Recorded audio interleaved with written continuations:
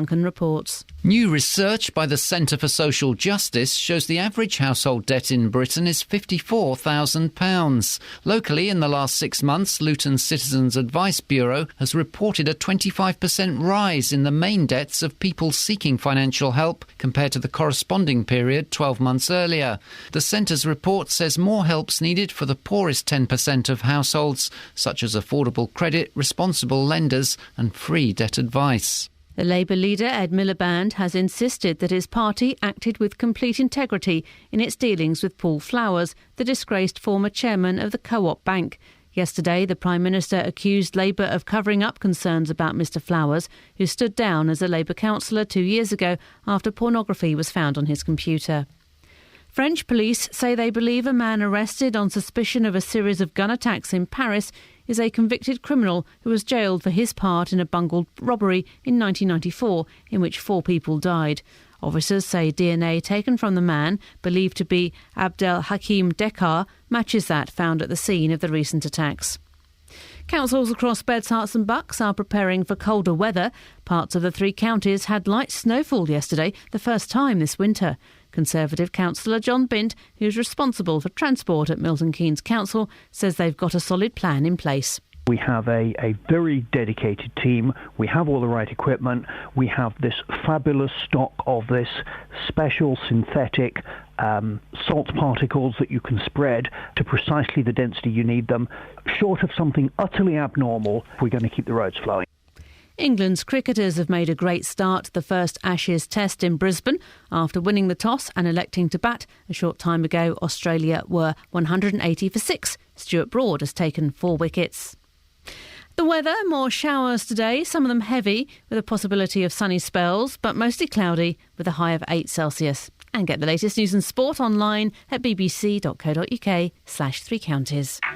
BBC Three Counties Radio's big tour of Beds, Herts and Bucks. All this week in Wolverton. When you spend a bit of time here, that's when the really exciting stuff comes up. You know, it's got a bit of an edge, and I like that. You can live somewhere very pretty and twee, but I like the edge. Vibrant art scene, good pubs, a real place that feels historical and genuine. The big tour of Beds, Herts and Bucks. All this week in Wolverton. BBC Three Counties Radio.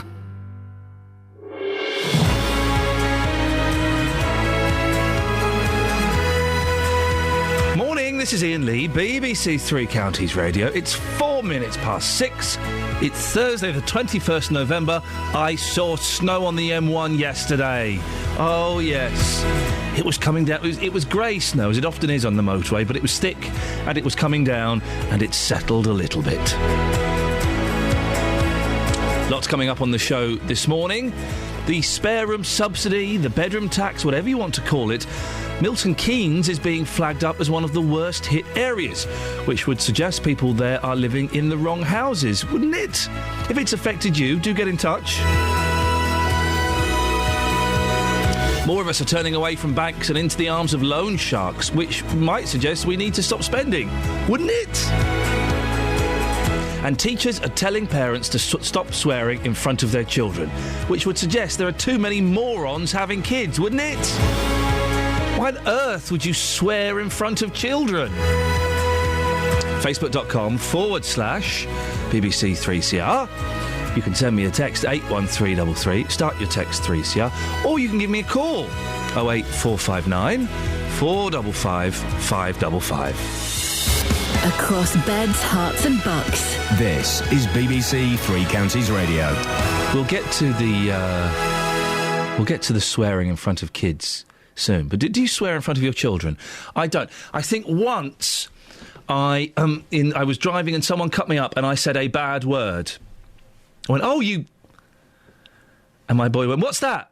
I went, "Oh, it's a cockerel, cock-a-doodle-doo." Got out of that one, just. But my swear filter is excellent. It has to be excellent. I've only ever sworn on the radio once. Actually, that's quite a lot, isn't it, when you consider it? But my swear filter is pretty darn good. So, do you swear in front of your children? If you do, may I suggest you're very poor parenting. Very poor parenting. 08459 455 555. We'll get to that a little bit later on in the show. First of all, let's talk about spare room subsidies, or bedroom tax as it's more commonly known. New figures suggest that council tenants in Milton Keynes have been badly hit by it.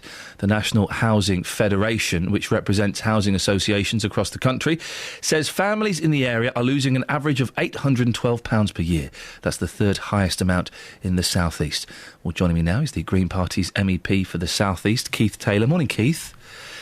Good morning, Ian. Keith, what's gone wrong in Milton Keynes?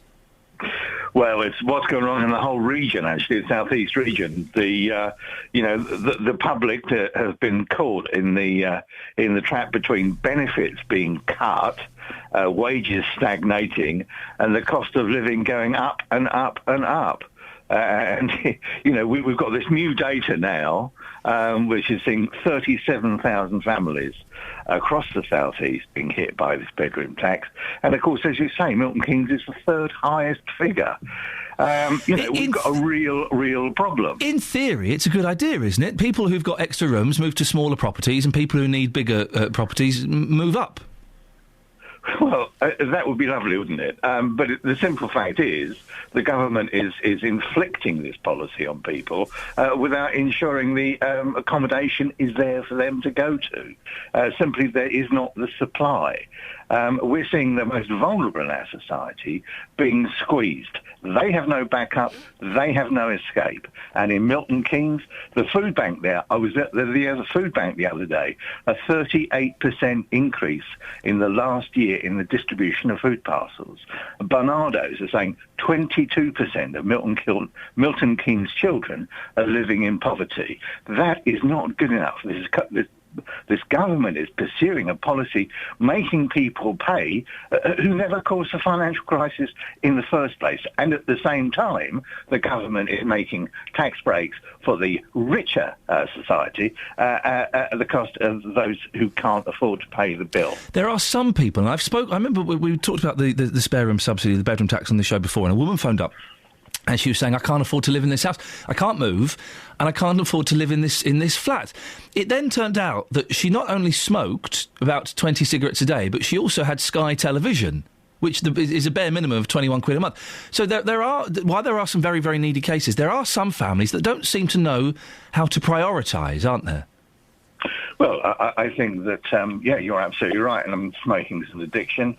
That's not to justify. People need to stop smoking because it's bad for their Stop health. Smoking and get rid of Sky. Then we got a bit of a step forward, haven't we? But that may well be 37,000 people across the region. In Milton Keynes, it's 1,609 families affected. They've lost £812 a year.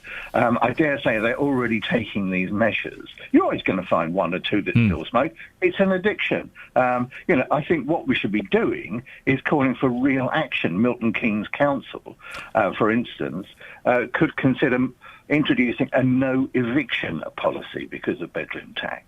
And how would that work? If people couldn't pay the extra money, they wouldn't get evicted?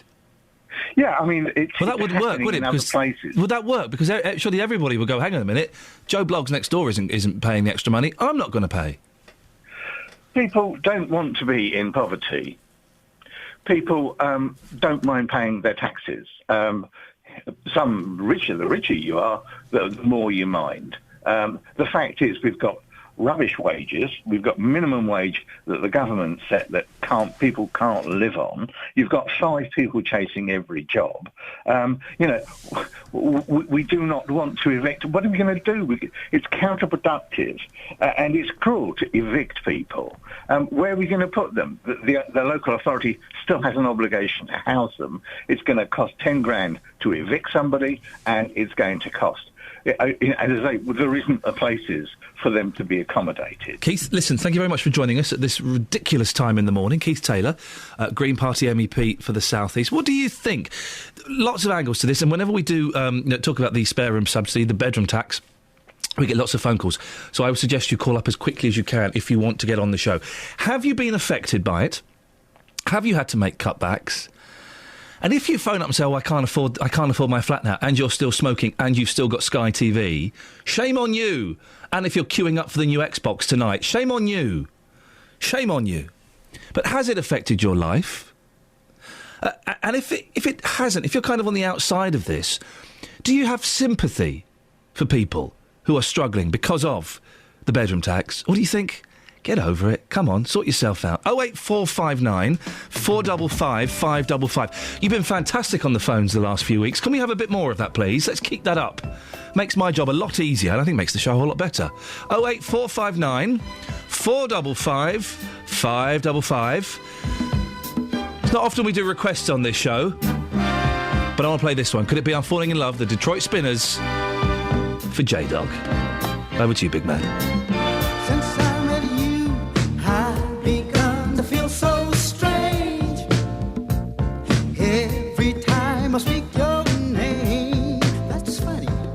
You say that you are so helpless too, that you don't know what to do. Each night I pray there will never come a day when you up and take your love away. Say you feel the same way too, and I wonder what it is I feel for you. Could it be I'm falling in love with you, baby? Could it be I'm falling in love? Could it be I'm falling in love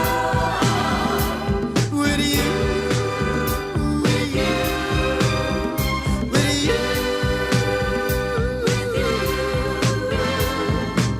I don't need all those things that used to bring me joy. You made me such a happy boy. And honey, you'll always be the only one for me. Meeting you was my destiny. You can be sure I will never let you down. When you need me, I'll be around. And darling, you'll always be the only one for me. Heaven made you specially. Could it be I'm falling in love with you, baby? Could it be I'm falling in love? Could it be I'm falling in love with you? With you? With you?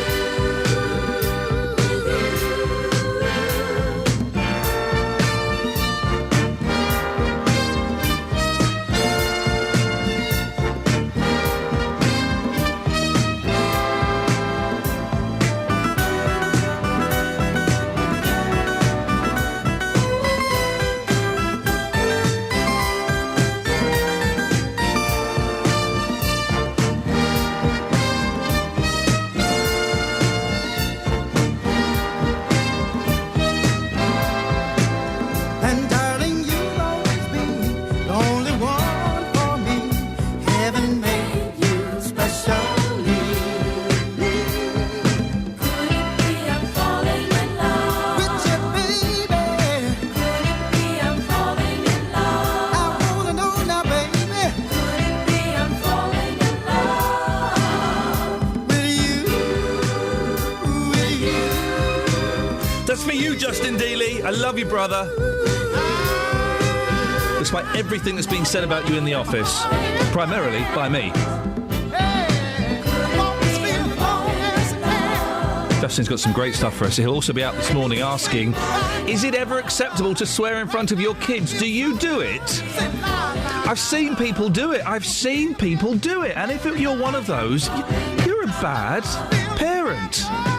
08459 455 555. 6:15, BBC Three Counties Radio. Let's get the latest travel news now. Here's Alice. Travel news for beds, cards and bugs. BBC Three Counties Radio. Good morning. It's a very nice, quiet morning so far. No problems on the speed sensors or cameras. In St Albans, London Road has roadworks at Almacut until Friday. And in Milton Keynes, the A5 Fenny Stratford bypass, that's still going on with one lane closed for junction improvement at the Watling Street on the roundabout. Should expect delays there, especially at peak times. Alice Glossop, BBC Three Counties Radio. Thank you very much, Alice. Right, it's going up to 6:16. It's Thursday. Yes, the 21st of November. I'm Iain Lee. These are your headlines on BBC Three Counties Radio. Milton Keynes is amongst the 10 places worst affected by the bedroom tax in the southeast. A 16-year-old boy is charged with attempted murder and aggravated burglary in Luton is due in court today. In cricket, England are at the first Test Ashes in Brisbane. A short while ago, Australia were 201 for 6. Get this, there are some sad sacks that have been up all night listening to / watching the cricket. Get a, life. The weather today, mostly cloudy with more showers, some of them heavy and a high of 8 Celsius. Coming up, are you going to go into debt to pay for Christmas? 08459 455 555. BBC Three Counties Radio.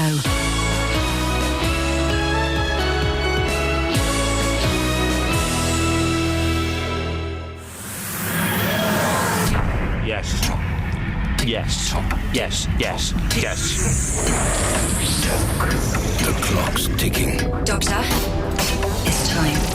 Doctor Who, The Day of the Doctor, Saturday night at 7:50 on BBC One and BBC One HD. You know what that means? I'm going to give it my long horn. Yeah. Yeah. Bit longer than I thought. How are plans for the Doctor Who special on Friday going, Catherine? What? The Doctor Who special on Friday on this show. It's not happening. Sorry? That's not going to happen? No. That one I said no to repeatedly. No, I know you said no, but as we've discussed, Catherine, I have editorial control, and I.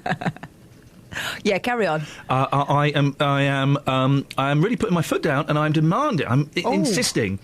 Doctor Who special. Yeah. I'll tell you what, there's a local fella from Hertfordshire, he's written a book about Doctor Who. I contributed to it, I can't remember what I wrote. Let's get him on. Mitch Benn, the comedian. He's brilliant. Oh, no, not him. No, he's good. He's a good friend of mine. He loves Doctor Who. Get him on. Colin Baker, he's a local, and get the others. Colin... Right. Kelly. Colin, what's he done? Hi, mate. Can I hand this over to you? I can't really be bothered, if I'm honest. Just nod and smile. Okay. Yeah. I mean, yes. It will happen. In fact, hand it over to me, give me all the guest names, and I'll... You see what I have to deal with, dear listener? You wonder why I'm lonely and in pain, yet I still come in every single day and do this shizzle for you. It's happening, girls. It's happening.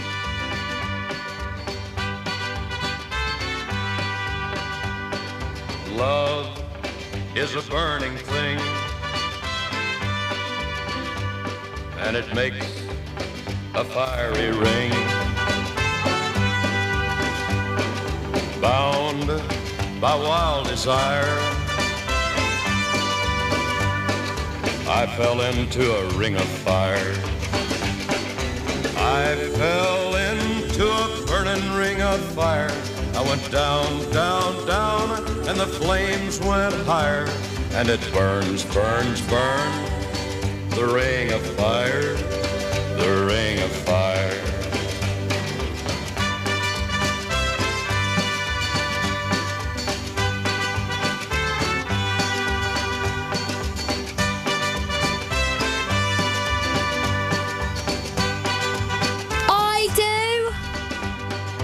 I fell into a burning ring of fire. I went down, down, down, and the flames went higher. And it burns, burns, burns, the ring of fire, the ring of fire. The taste of love is sweet when hearts like ours meet. I fell for you like a child. Oh, but the fire went wild. I fell into a burning ring of fire. I went down, down, down, and the flames went higher. And it burns, burns, burns, the ring of fire, the ring of fire. I fell into a burning ring of fire. I went down, down, down, and the flames went higher. And it burns, burns, burns, the ring of fire, the ring of fire. It's a shame, isn't it, that song? We're all childish. Ring of fire, the ring of fire. And that song has got connotations, hasn't it? We're all a little bit childish, and we all sink to that level. We all sink to that level. Catherine, you've sunk to that level. What are you talking about? Piles. What? Piles. No. Ring of Fire. No, it's not. No, I know it's not, but it was used as an advert for hemorrhoid cream. It genuinely was. And then the Cash estate said, whoa, no, sir, you ain't doing that. And it got stopped. We've all sunk to that level. Is it just me? Have I just sunk to that? It's mostly you, I think. I've just sunk to that level. OK, thank you very much indeed. Hey, Christmas is coming. The most wonderful and expensive time of the year. What are you doing for Christmas? Are you going to overstretch yourself? Are you going to get into debt? According to new research from the independent think tank, the Centre for Social Justice, the pressure to spend and banks' reticence to lend is driving more and more of us into the hands of payday loan companies and loan sharks. We can speak now to former Labour MP Chris Pond, who chaired the working group which wrote the report. I do apologise, I'm having a little bit of breakfast while I'm talking. Good morning, Chris. Good morning, It's Ian. a little bit windy this morning, Chris. It's the same for everybody, I think. Now, you chaired the working group which wrote the Centre for Social Justice report. What kind of problems are people facing? Well, I think like everybody at the moment, coming up to Christmas, we're all thinking how we're going to meet the expectations of everyone around us, especially where there are kids in the family. And, for those who are already up to the limit, that can be a very dangerous situation. So we know there are 8 million people in this country who are literally one payday away from being in debt. In some cases, one payday away from the possibility of losing their homes because they have no savings whatsoever.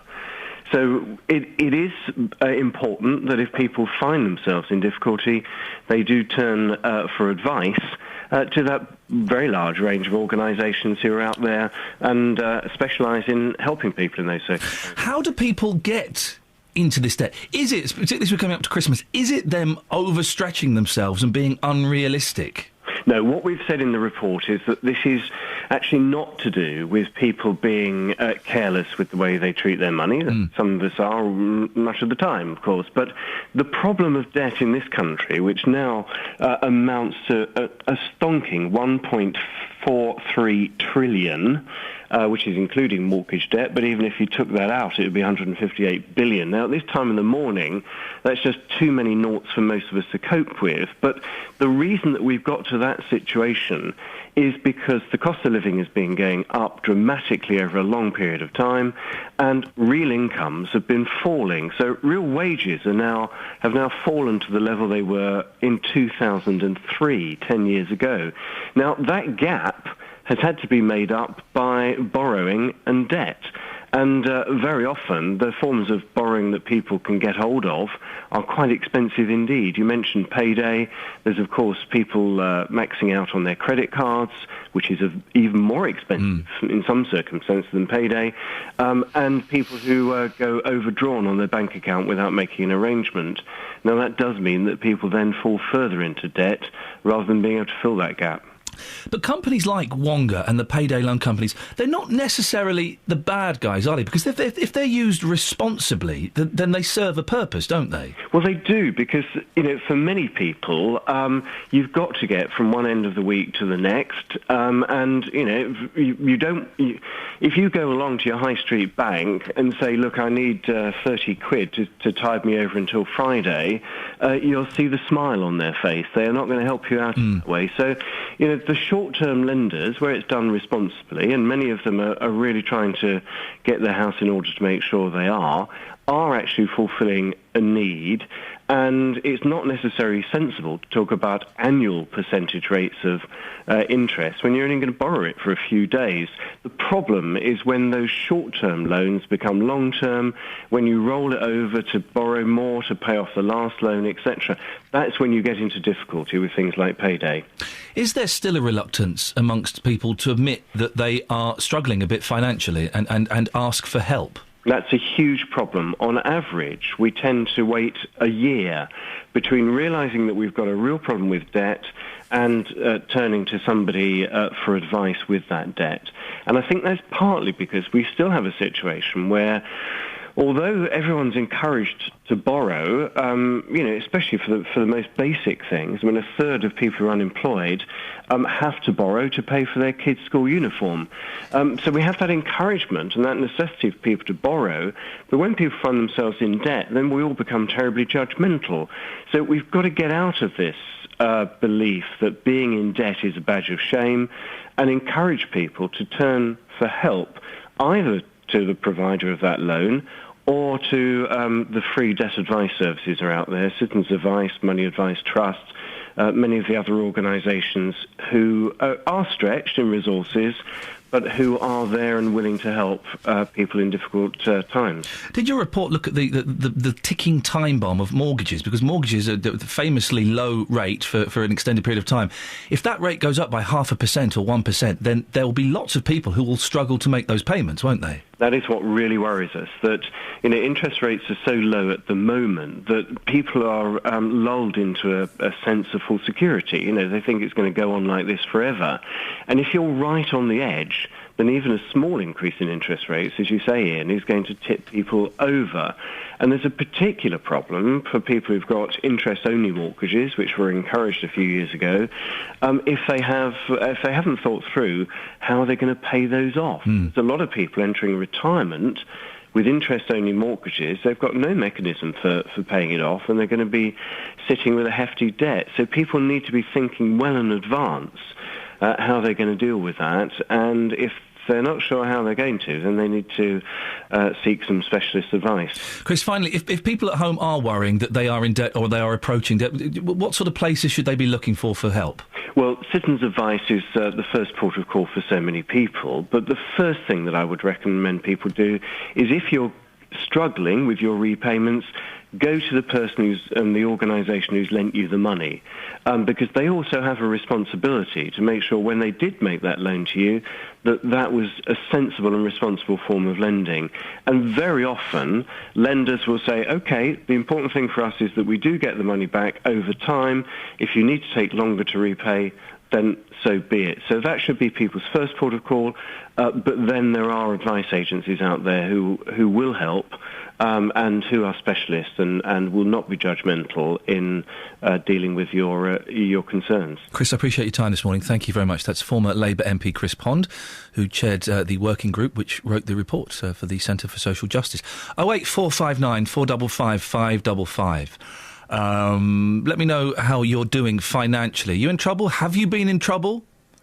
It'd be great to get some good stories out of this. Yes, you were in trouble, but you managed to turn a corner by consolidating your debts, by paying off the most important ones first. How did you get out of trouble? Let's try and be an inspiration for people who might be struggling at the moment. 08459 455 555. And also, are you going to overspend this Christmas? Where are you going to get the money from? Is it all going to go on the credit card and you'll sort it out in the new year? Or are you going to go to one of those payday loan centres and get a few hundred quid to tide you over? Is that really wise? I'd love to hear from you if you are. Never used one, never used a payday loan centre. Touch wood, I haven't needed to and I won't need to. If you have, 08459 455 555. This is BBC Three Counties Radio. It's coming up to 6:30. Let's get the travel news now. Here's Alice. Travel news for beds, cards and bugs. BBC Three Counties Radio. So far, the M40 is looking good on the cameras, and the speed sensor showing that the M25 is fine through those roadworks at 23 South Mims and 25 for Enfield. That's where the lanes are narrowed and the speed is down to 50 miles per hour. In Bedford, Goldington Road has roadworks around George Street, which will be finishing today. Public transport has no reported problems. This is Alice Gossett, BBC Three Counties Radio. Across beds, hearts and bugs. This is BBC Three Counties Radio.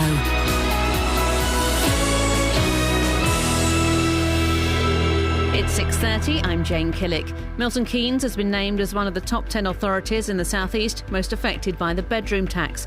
More than 1,500 households are paying the spare room subsidy, the average family losing £812 per year. Soldiers from a secret British Army unit have admitted shooting unarmed civilians during the Troubles in Northern Ireland in the early 1970s. Members of the Military Reaction Force, who had spoken to the BBC's Panorama programme, say they believe their unit saved many lives. Debt levels are close to an all-time high, piling pressure on people in the three counties who are struggling with their finances. In Luton, the Citizens Advice Bureau says requests for help have increased by 25%. The weather, mostly showery and cloudy today, with the odd sunny spell and a high of 8 Celsius. On to sport, and England's cricketers have made a great start to the first Ashes test in Brisbane. After winning the toss and electing to bat a short time ago, Australia were 217 for 6. In football, West Brom have received an apology from referees chief Mike Riley for the award of Chelsea's injury time penalty at Stamford Bridge earlier this month. Albion were 2-1 up when referee Andre Mariner controversially awarded a spot kick 4 minutes into added time for Stephen Reid's challenge on Ramirez. Stevenage manager Graham Westley says it's been a difficult week as he prepares for Saturday's League One trip to Peterborough. The borough have injury problems and Westley is hoping the situation improves in the next few days. Not a lot of selection problems, but just a question of trying to get enough fit bodies together to put a show on the road. So a difficult week we've had, a lot of bodies in the treatment room, and we're hoping that one or two will piece themselves together before the weekend. Former cyclist Lance Armstrong has settled a lawsuit brought by an insurance company that paid him $3 million for successes while doping. The American was stripped of his 7 Tour de France titles before admitting he took performance-enhancing drugs. Acceptance Insurance says the Texans' drug use meant their policy with him is void. BBC Three Counties News and Sport. I'll be back with the full bulletin at 7. Across beds, hearts and bucks. This is Iain Lee. BBC Three Counties Radio. Here we go. So, time to look at the papers with me, Iain Lee. And me, Catherine Boyle. OK. 08459 455 555. We need you to come and join in with the papers. You don't have to have the papers in front of you. We provide those, not literally, but metaphorically speaking. If you want to take part, 08459 455 555. Oh, a bit of Cyndi Lauper, I believe she's called. Is that it? Yeah. Thanks very much.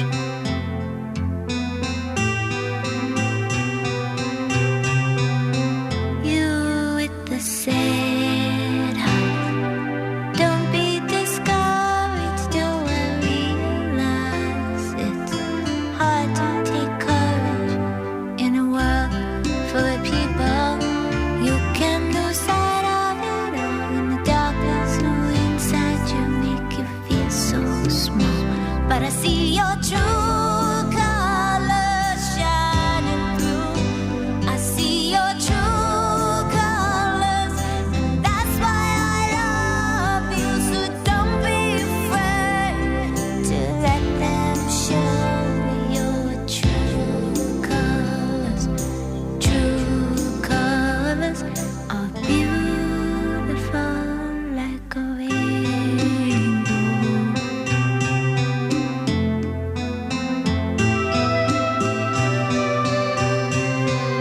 Show me a smile then. Don't be unhappy, can remember when I last saw you laughing.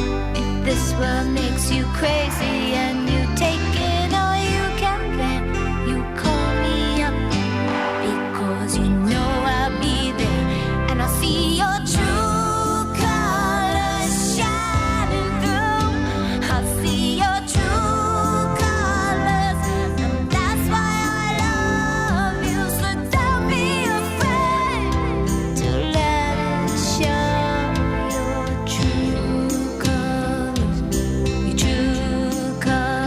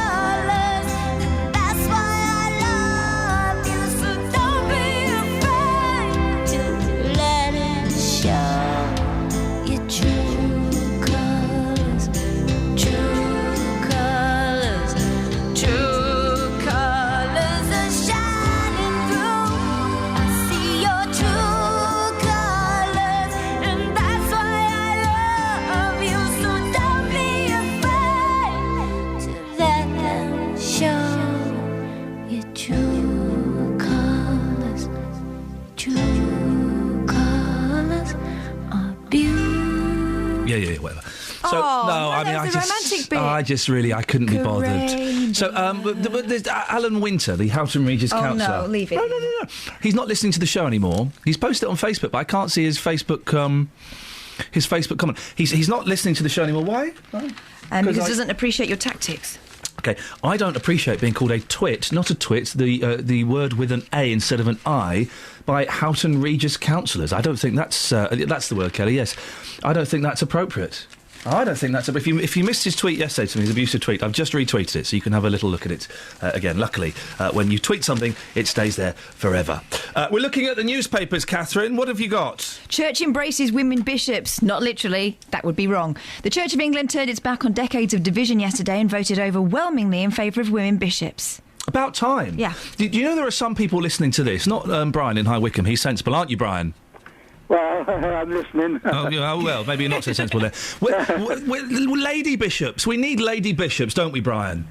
I can't see anything wrong with it. I think it's a good thing. I think that had a bit of glamour, a bit of spice, a little bit of sex to the church that's lacking at the moment. Well, just a different point of view. Oh, yeah, and that as well. Of course, listen, my tongue's in my cheek, but of course we need to have lady bishops. There are people listening to this because they have phoned me before. They will phone again and say, no. The church is the house of God. It should be ruled by men. It should be governed by... Women don't have the authority to be bishops.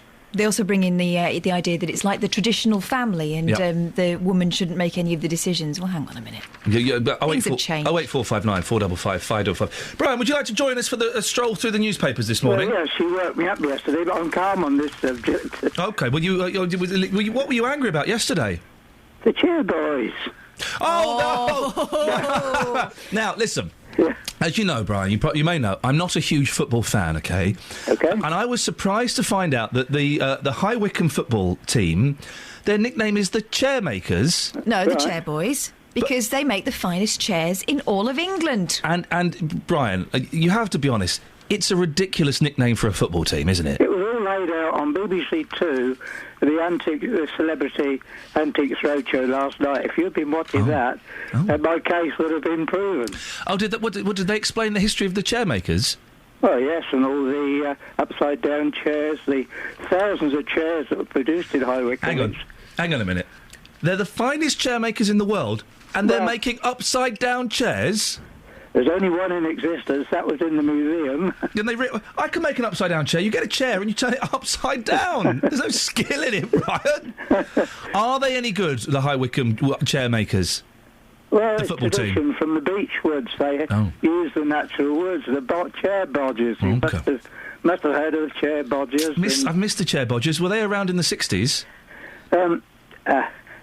Only one or two who just practiced the art that was carried on in the past. Why are you so passionate about it, Brian? Are you a chair maker yourself? No, but it's like a good sit down. Sorry, I'm not a chair maker myself. No, my brother, my son is a cabinet maker. And he was taught in arguably the best apprentice school in the country. I won't better not to mention firms' names. No, but, don't mention Pete's name. Now, Catherine, let's have a look at what Catherine's got in the newspapers, Brian, then you can have your say. By the way, I just have to note that in the studio next door, Kelly Betts has vandalised the BBC Three Counties branding. And what have you done, Kelly? The sign, there's a big Three Counties sign. Yep. Part of it's broken. Right. I'm trying to put it up. It wasn't broken 5 minutes ago. I walked in and it was on the floor. OK. What's that noise, Kelly? I'm boiling the kettle. Good for you. OK. She turned the chair upside down. No, she better not have turned the chair upside down. That is a sackable offence at the BBC after the recent scandals. Catherine, what have you got? Kim and Kanye in a minute, and I'm really interested to hear what Brian has to say about Kim and Kanye's new video. It's ridiculous. Eurostar, I know, what are they like, Brian? Eurostar pays ferry fare home for 36-stone man it banned. Do you remember this story? A 36-stone Frenchman considered too fat to board a commercial flight and a cruise ship. A cruise ship? You see if that's to go on a cruise ship? They're massive. They won't notice a 36-stone man, will they? He's fine on his way home thanks to the company which told him that he couldn't travel by train either. After receiving medical treatment in the United States, Kevin Chenet, who's 22 and 36 stone, was turned away by British Airways, the Queen Mary 2 cruise ship and Eurostar, which said that his weight made him a danger to other passengers. Yeah, well... So he's finally home. Are you ever... listen, let's not make light of this. Well, a little bit, but we've all been there. Maybe you've been there, Brian. You've been on an aeroplane and the seat next to you is empty. You think, yes, I'm going to get away with this. I'm going to have a whole flight with the seat next to me free. Don't know why it's so important, but we like it. And then just before they close the doors, a very large, big, fat gentleman comes and squeezes in next to you. You ever had that, Brian? I've been lucky. My long legs are my problem, but I have been lucky in the respect you're talking. Oh, I've Catherine, you must have had it. I don't fly as often as you. So. Well, exactly. He's very luxurious. I also know very large people, and do you know there's something that they dread? Really? Is the chair thing, because they know everyone's looking at them and waiting for that moment. If you go to a restaurant, they're thinking, oh my goodness, what the chair's going to be like. Yeah. It is something that plays on people's minds. Isn't that interesting? I never thought of it the whole room anticipates the moment, don't they? Now, I'm keen to get your views on this, Brian. What have you got here, Catherine? Cringe couples, Thursday, November the 21st, 2013. That's today. The Sun, page 37, if you want to read along. Kanye West. Do you know Kanye West, Brian? That's not my... He's a rap artist. Johnny Cash area was all my style. He's a bit like Johnny Cash. Oh, right. A bit like Johnny Cash, isn't he? He talks about what's going down now. Yeah, exactly. In a way. If you're very rich, he talks about that a lot, doesn't he? Well, this time he's talking a lot about the fact that he's with Kim Kardashian, and he gives it... There's only one way I can describe this. It's kind of the Reader's Wives of pop videos. They've made a pop video, Brian, and they're riding a bike. She's not wearing a helmet or a top, Brian, which I think contravenes some health and safety regulations. Well, I've just come out of hospital and lots of people without tops, I saw, so... sorry, carry on. What were you in hospital for, Brian? Well, 8 days ago, it's a short story, really. The paramedics came here, picked me up, managed to save me, took me to Stoke Mandeville, took me to Wickham, and I'm writing to MP on that one because I've got things to say since I've been in hospital. So hang on, so they saved you? Absolutely. What was going on, if you don't mind me asking? Oh no, don't get us. You've dealt with National Trust and sorry, National Health. That was a Freudian slip. Yes. You can't blame the National Trust for the state of the hospitals, Brian. I will not allow that one. The National Health, a bit early in the morning yet. Okay, but you're fit and well again now, are you? Well, I think I'm luckier than most. My postman yesterday brought a parcel, and I took a long time to get down the stairs. I'm allowed to go down the stairs, but I'm not going to rush down. Yeah. Oh. And he said he lost his brother early this year. He died of a heart attack in his sleep, and he was 53. Oh, dear. I'm in my 80th year, so... Tell you what, Brian, best not look at this new video. Don't look at the Kim Kardashian, can you? Yeah, so sorry, I'm going off. No, this is why we want people to come on to get their stories, Brian, local and indeed vocal. One final thing, Brian, one final story. This is in a lot of the newspapers. I've got it page 13 of the Daily Mail. We're sending Justin out on this. Headmistress tells parents, please stop swearing. A headmistress has sent a letter to the parents of the school saying, please don't swear on school premises, and to be honest, it's probably a good idea you don't swear at home in front of the kids. Now, this to me, I've got 2 boys, they'll be 4 and 2 in the new year. This to me seems like obvious common sense. You don't swear in front of children. Well, what do I say? I hope it wasn't my daughter. She's the head of a school which recently got outstanding, and I don't think the school would be outstanding. No swearing. I don't think you should swear in front of anybody, but I may be missing the point on this. No, not at all. Hey, you must be proud of your daughter being the head of a school that got outstanding. Well, I mean, she's probably lucky to have she's got a good staff and everything going her way. And it sounds like she's got a good dad as well. Brian, lovely to talk to you. Thanks for taking part and being a good sport. I enjoyed it. Bye. Cheers, Brian. Thank you. There we go. Brian. I like Brian. We'll get him back. We'll keep Brian's number. We'll get him back. You can take part tomorrow if you want. So you don't swear in front of your girls, do you? No. And you've got a potty mouth normally. I mean, upstairs. No, I haven't. I think that in this industry, because we have to be so careful when we're on air, sometimes we're a little fruitier off air. Yes. Just to be normal. I am. Could you sign this? I've just got this thing. So could you just sign this petition for me? What's the petition Just sign the for? petition. Just sign it, and it's to stop. It's a petition we've all signed in the office to stop you swearing. So if you could just put your name at the bottom. You know you could do this, don't you? Oh, for goodness sakes. Travel news for beds, cards and bugs. BBC Three Counties Radio. M25 anti-clockwise is heavy between junction 26 for Waltham Abbey and 25 for Enfield. Also struggling at junction 20 for Kings Langley at the moment. In Bricketwood, the North Orbital is heavy already this morning on the M25 junction 21A roundabout. Public transport has no reported problems, but having a quick look on the departure boards, the Watford junction 705 to Euston is running 10 minutes late. This is Alice Glossop, BBC Three Counties Radio. Alice, thank you very much indeed. Oh, got my faders have all gone to cock this morning. I do apologise. I've got it now. Right, there we go. 6:46. That's not a swear word when you say it. It's not a swear word when you say it in that context. Of course it's not, you silly sausage. The panic in the studio next door is not a swear word. It's a phrase.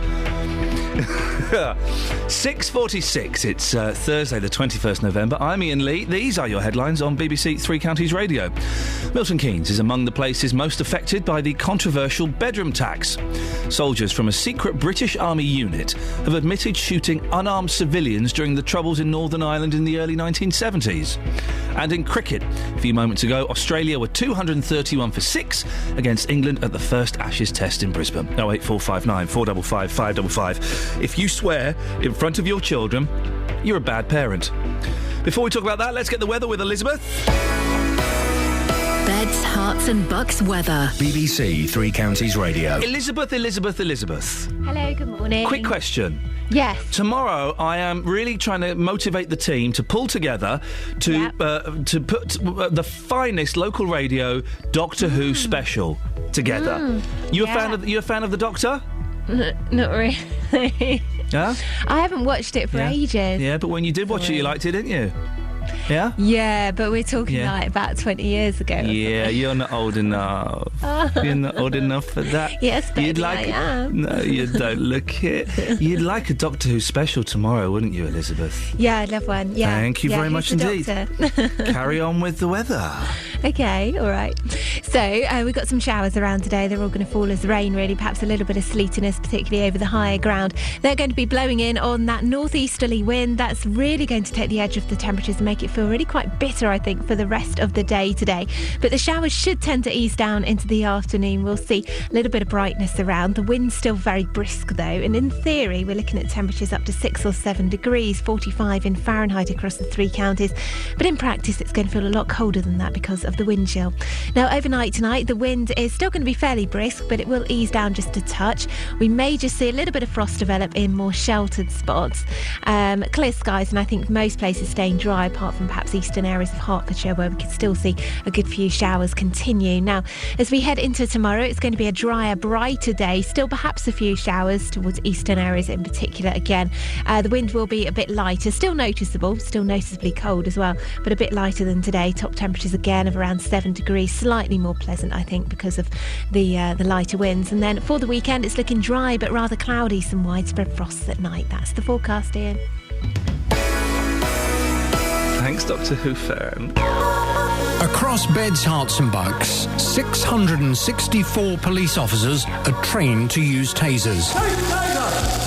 There's no question it's painful, but many police officers want them, and more officers are being trained to use them. They're put through a 3-day, very intensive and comprehensive training package, which is recognised as one of the best in the world. So this Tuesday evening at the Taco Centre in Luton, I'm hosting a JVS Show Taser Special. I'll show you what happened when I was taser trained, and you can put your questions to me, police experts, and anti-taser lawyer Sophie Khan.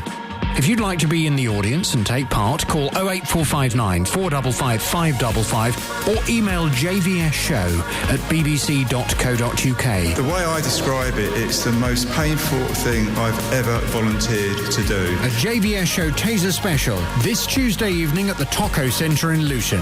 Get in touch to book your place.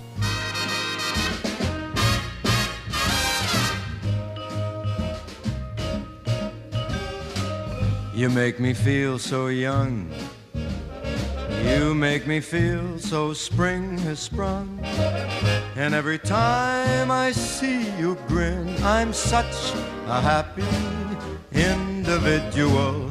The moment that you speak, I wanna go play hide and seek.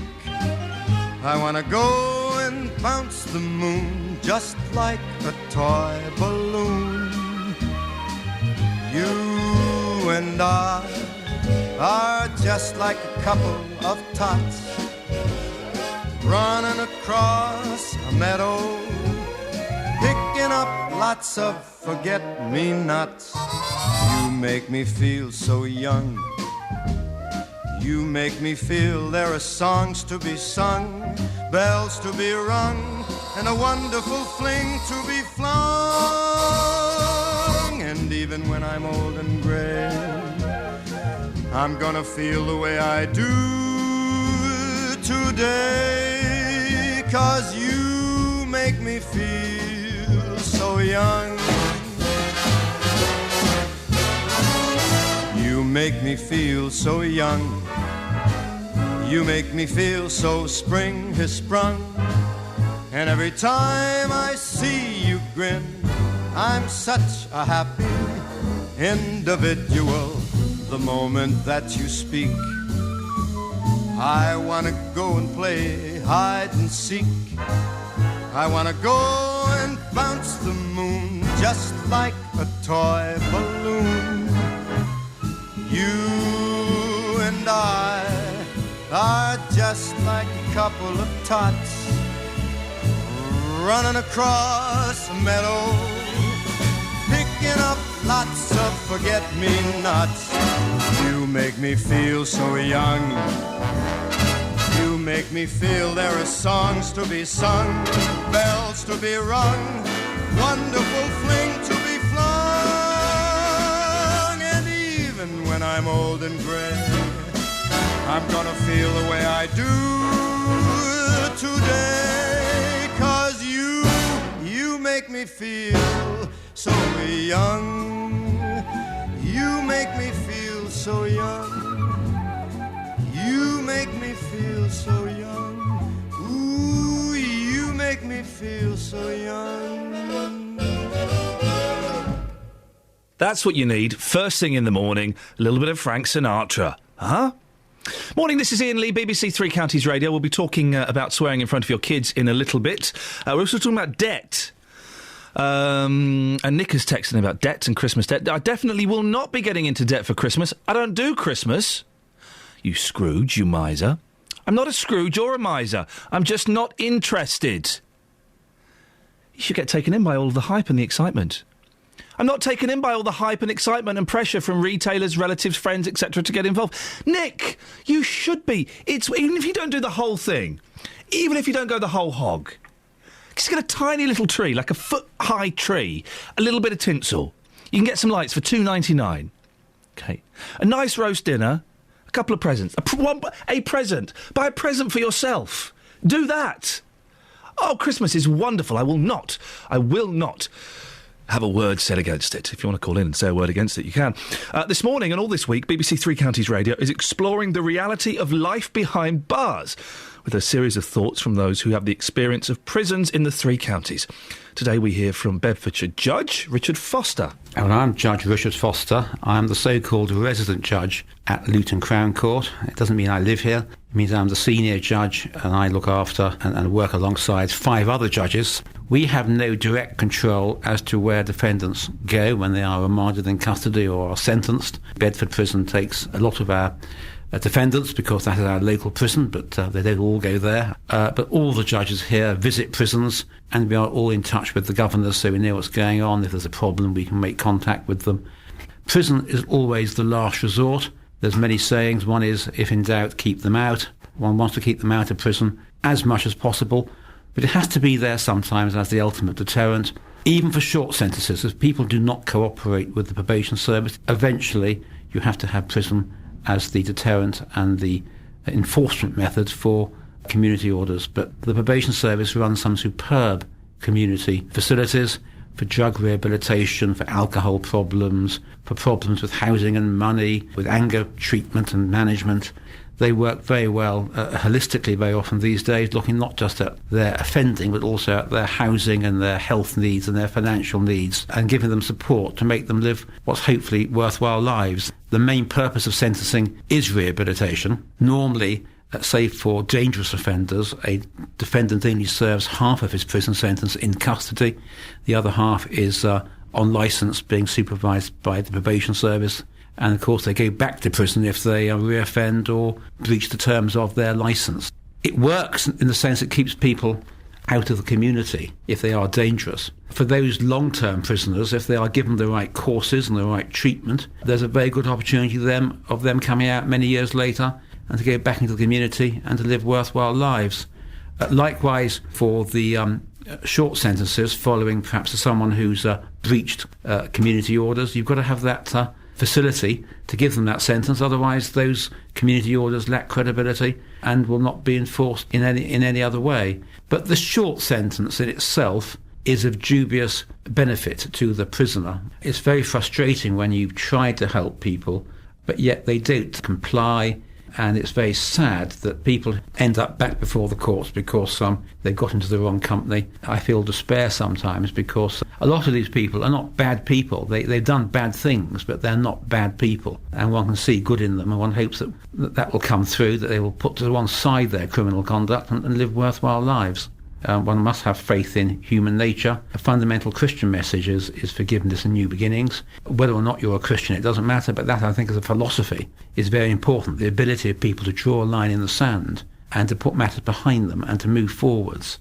I'm sure if you have any faith in human nature, you must believe in that.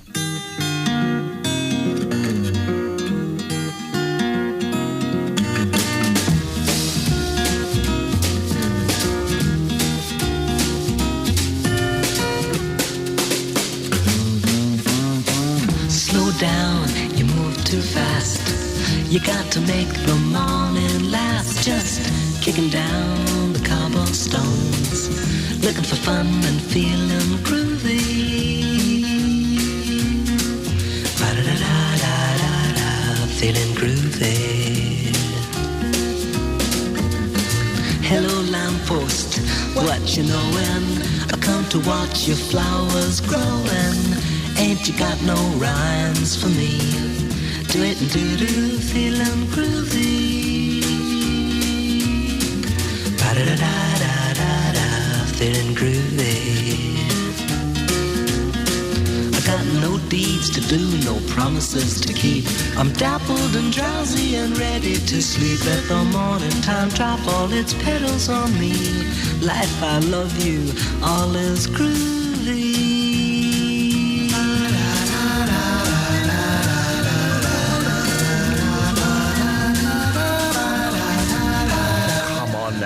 This is a song, isn't it? It's making you feel Christmassy, Kelly. It really does. It feels Christmassy. It's good, isn't it? Yeah, I want to put up a tree. You want to do what? Put up a tree. Go on then. Okay. Where? Have you got one? No. Oh, hang on a minute. The Beatles. Oh, no, Beatles. Beatles. No, Beatles. No. Travel news for beds, cards and bugs. BBC Three Counties Radio. M25 anti-clockwise, heavy between 26 for Waltham Abbey and 25 for Enfield. Also slow between 17 for Maple Cross and 16 for the M40. In Bricketwood, the North Orbital very slow on the M25 junction 21A roundabout. Public transport has no reported problems. Alice Glossop, BBC Three Counties Radio. Alice, thank you very much. Short, but factually accurate. Well done. Hey, you, if you're a parent and you swear in front of your children, shame on you. That's a form of abuse, you know. 08459 455 555. Local and vocal across beds, hearts and bucks. This is BBC Three Counties Radio.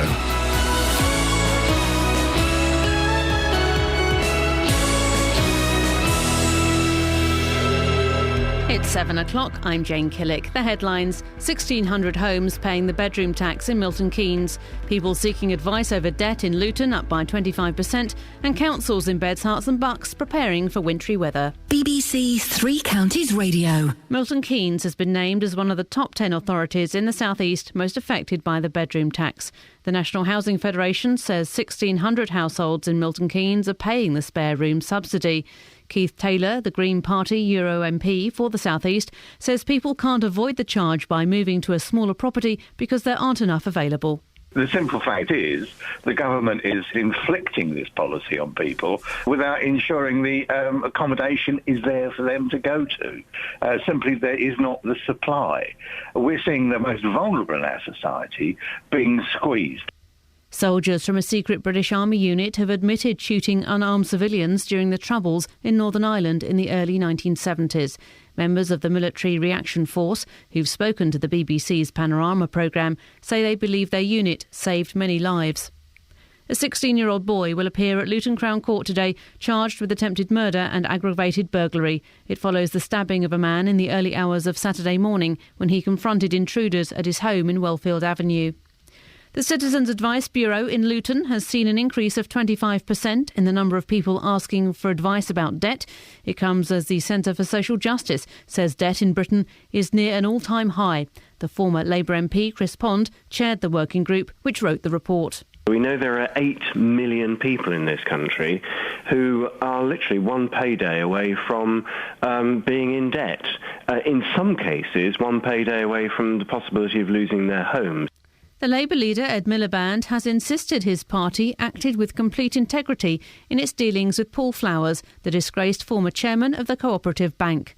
David Cameron accused Mr Miliband yesterday of being aware of concerns about Mr Flowers, but not telling the relevant authorities. Councils across Beds, Herts and Bucks are preparing for colder weather. Parts of the 3 counties had light snowfall yesterday, the first time this winter.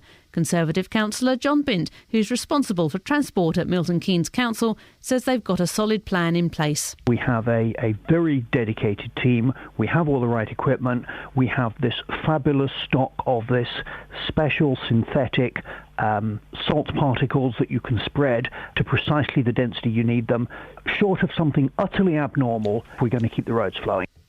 American scientists say eating nuts regularly can lead to a longer life. A study published in the New England Journal of Medicine found that a handful of nuts a day reduced death rates from heart disease by nearly 30% and cancer by 11%.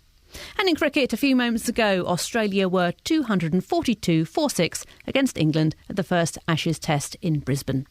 The weather, more showers today, some of them heavy, with a possibility of sunny spells, but mostly cloudy, with a high of 8 Celsius.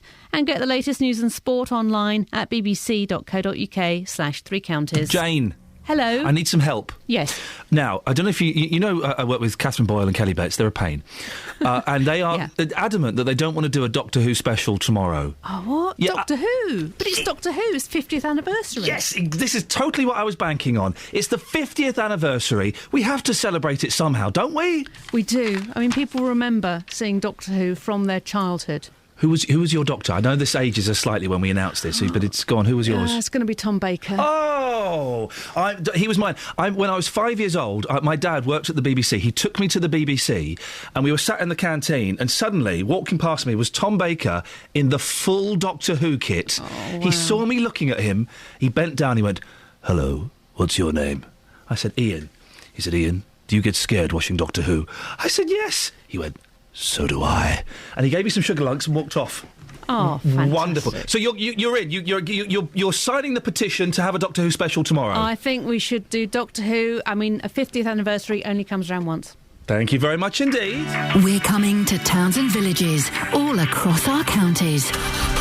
BBC 3 Counties Radio's big tour of Beds, Herts and Bucks. When you can come to places like Wolverton, you can find a lot of heritage, culture. It's not just the place, is it? It's the spirit of the people. All this week in Wolverton. You could never be bored here if you didn't want to be. The big tour of Beds, Herts and Bucks.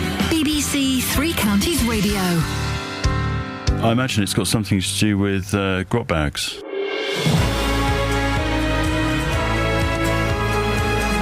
You see, the storm is changing direction. The winds are blowing, which is good, towards us or behind it. The winds are blowing in our favour. The rallying cry has been sounded across the galaxies. Don't quite know where I'm going with this. Stick with me. There's going to be a Doctor Who special tomorrow. That's kind of what I'm trying to say. Morning, Iain Lee, BBC 3 Counties Radio. Lots to talk about this morning. As always, keen to get your thoughts. Here are some of the bits and pieces we've got coming up. The spare room subsidy, the bedroom tax, whatever you want to call it, Milton Keynes is being flagged up as one of the worst hit areas. How has it affected you? And do you have any sympathy for people who are struggling to make the payment? Most of us are turning away from banks and into the arms of payday loaners and loan sharks. How will you be paying for Christmas this year? And a teacher has sent a letter to parents saying, look, could you stop swearing in front of your kids? They're bringing the bad language into the school. Well, that seems obvious. If you swear deliberately in front of your children, that's abuse. You are a bad parent. Facebook.com/BBC3CR. You can send me a text 81333. Start your text 3CR. Or you can give me a call 08459 455 555. Across beds, hearts and bucks. This is BBC Three Counties Radio. The way this show works, and the way lots of radio show works, I have various screens in front of me. One tells me what jingles and beds and songs I'm playing next. One tells me what stories I'm doing next. And then one is a screen that can be typed on by Kelly and Catherine next door that tells me what item we're doing next and who will be coming up as a caller. It says on the screen now, caller, subject swearing, fader 1, guess. I'm going to have a random guess. Is it Dennis from Dunstable? Oh, you're spot on. Yeah, absolutely spot on. I'm not saying that you and this show are predictable or anything, Dennis. No, but it's you that is predictable. Well, hang on a minute. Only if you predicted I was going to say it was you, in which case highlights the fact that you're predictable. Huh? No. What do you want?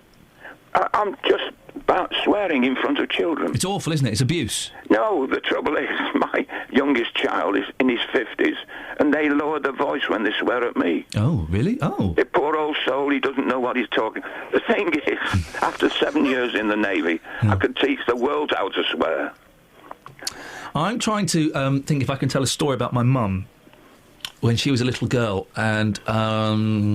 No, I can't tell that story. I can't tell that story because it alludes to the naughtiest swear word in the world and a good hiding she got from my granddad. Anyway. So what do you think that we should be swearing in front of kids? No, I do not. It is abuse, isn't it? And it is awful. It is. And when they get to a certain age, they know all this swear words. I was reminded last night. My little boy, he's kind of going to sort of a proper nursery before he starts going to school.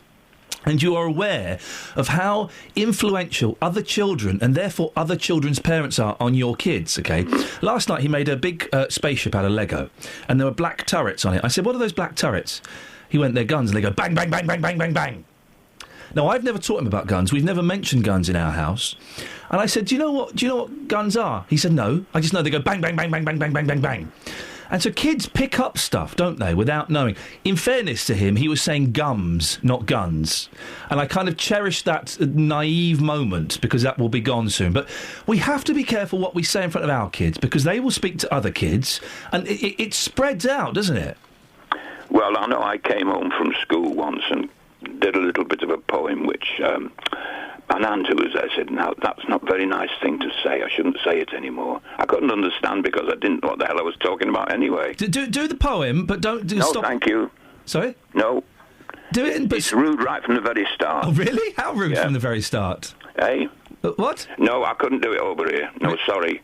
Oh, OK. No, it's not the very nice... The connotations of the words would be able... You could jump and get the answer before I get there. Replace the word with sausage. Oh, dear. On a sausage, on its back. Something to do with the legs, and then after that. You sort that one out. I tell you what, Dennis, go and speak to my potty-mouthed team and tell it to them. And I will watch... You tell it to Kelly Betts, who is young and naive and innocent and wonderful because of it. And I'm going to watch her face as Dennis recounts the poem to... Kelly, OK, right. We're going to listen to Kelly hearing the poem now. Dennis, can you tell me what you were going to say? Why? I like rude. Just quickly. What was the first sausage? It's a bit No, I can hear what you're saying. We'll stop that. That's a very dangerous game. Thank you. We'll let them continue that in private, shall we? On to slightly more serious stuff. Earlier on in the show, we spoke to Keith Taylor, the Green Party's MEP for the South East. He was calling for an end to the spare room subsidy, more commonly known as the bedroom tax, in response to figures released by the National Housing Federation. Well, according to the body that represents housing associations across the country, tenants in Milton Keynes are losing an average of £812 per year, the third highest amount in the South East. Well, joining me now is Mark Hampson from Bletchley. Morning, Mark. Good morning, Ian. Mark, tell me about your situation. Yes, thanks for inviting me on. My situation is, obviously, I became unemployed just over 2 years ago, and you obviously, you still got to pay a certain amount of your rent, but obviously we were saved that we didn't have to pay council tax or anything like that. Obviously, towards the end of last year, they started to, announce that the spare room subsidy was coming in and would start in April. By February, we received our notifications on how much we were going to actually be deducted, sort of thing. So, as of April the 1st, that a lot of us started to pay the spare room subsidy plus council tax, etc. So it's a very, very sink or swim situation, Ian. How are you managing, Mark? I am swimming at the moment, but if things don't change within, I should say, the next year, I will be going into arrears. It'll be, if they put the rent up by too much or the council tax goes up, it'll be a case of, you'll be going into arrears with the MK Council, which I've managed to stay out of it at the moment. To cover this, you're dipping into your savings, are you?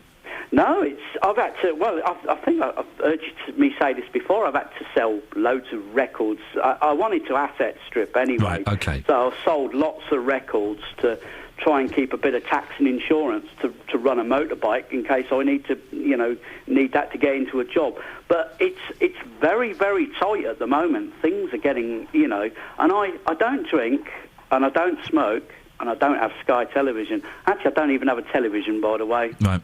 So, have you spoken to Milton Keynes Council to express your concerns?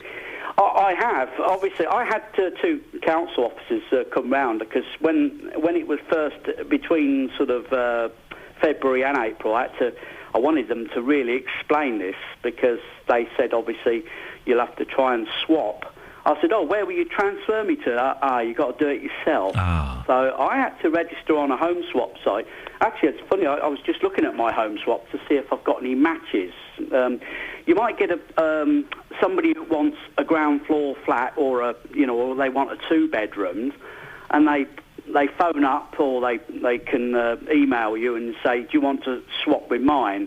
And I say, do you want to live 17 floors up? And they say, no, I've got special adapted places. A lot of people, they tend to match you with places you're not really suitable for. You can also transfer to anywhere in the country with the Home Swapper site. The only good thing is I don't have to pay to be on the Home Swapper site. If you're sort of in other accommodation, I suppose trusts and things, you have to pay to be on that. But and who runs this Home Swapper? Who runs this Home Swapper site, Mark? Is it the council or the government? Or to be quite honest, it must be. I'm clicking on. It seems to be like adverts that come up with that sort of thing, like for train companies. I'm not too sure, but I have a profile. It says 6th floor or above. That's looking for a 1-bedroom place. But what I did add, I'm reluctant. I don't really want to move. I've been here 28 years. My additional details, which is added by the swapper, I put not my choice to move, unemployment, single, and in a 2-bed place for 28 years, causing me having to downsize to a 1-bed. I do hit on that sort of thing, so because I don't really want to move, Ian. Well, it's your home, isn't it? It is. I've been here 28 years. It wasn't my choice to come here to start with. I had a missus at the time. I was homeless just before I came in here myself, sort of thing. So And, you know, and I was in a job sort of thing. It was, you know, you couldn't... I was living in sewer pipes, sections of sewer pipe. Sorry, barges. you were living in sewer pipes? Yeah. I told Bill Buckley this once, about a year ago, on another station. Yes. Yeah, I did. I actually lived in 2 sections of sewer pipe where they built the A5D over it now at Old Stratford. Well done, you got out just in time. Mark, listen, we have to end it there. Thanks very much for coming on. Well, does that change your opinion slightly? Mark, he doesn't want to move, but he's willing to move. He's willing to move. He sold all his records. He sold all of his records and all bits and pieces to pay the bedroom tax, the spare room subsidy. 08459 455 555. How's the bedroom tax? I know it's a slightly lazy term for using, and we can use any others that you want to. How's it affected you? And do you have sympathy for people like Mark? Or do you think, sort it out, mate? 08459 455 555. BBC Three Counties Radio. Travel news now. Here's Alice. Travel news for beds, cards and bugs. BBC Three Counties Radio. M1 southbound starting to look heavy now. That's between junction 10 for Luton Airport and 7 for Hemel Hempstead. The M25 anti-clockwise is also slow between 18 for Chorley Wood and 16 for the M40. Struggling now between 21 for the M1 and 20 for Kings Langley. In Bricket Wood, the North Orbital slow on the M25 junction 21A roundabout. And speed sensors still showing that the A1M is really struggling between 8 and 7 past Stevenage southbound.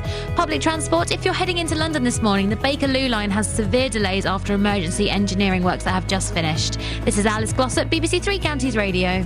Thank you very much, Alice. Right, 7:17. It's Thursday, the 21st of November. I'm Iain Lee. These are your headlines on BBC Three Counties Radio. Milton Keynes is among the 10 places worst affected by the bedroom tax in the South East. Soldiers from a secret British Army unit have admitted shooting unarmed civilians during the Troubles in Northern Ireland in the 1970s. In cricket, England are at the first Ashes test in Brisbane. A short while ago, Australia were 259 for 7, and lots of sad, boring, lonely people across the country were listening to it all night. Coming up, Christmas and the pressures to spend money. What are you going to be doing this Christmas? Will you be going into debt? Will you be going to a payday loan or even worse? 08459 455 555. We'll also take your calls on swearing in front of your kids. If you do it, well, you're a bad parent. BBC Three Counties Radio.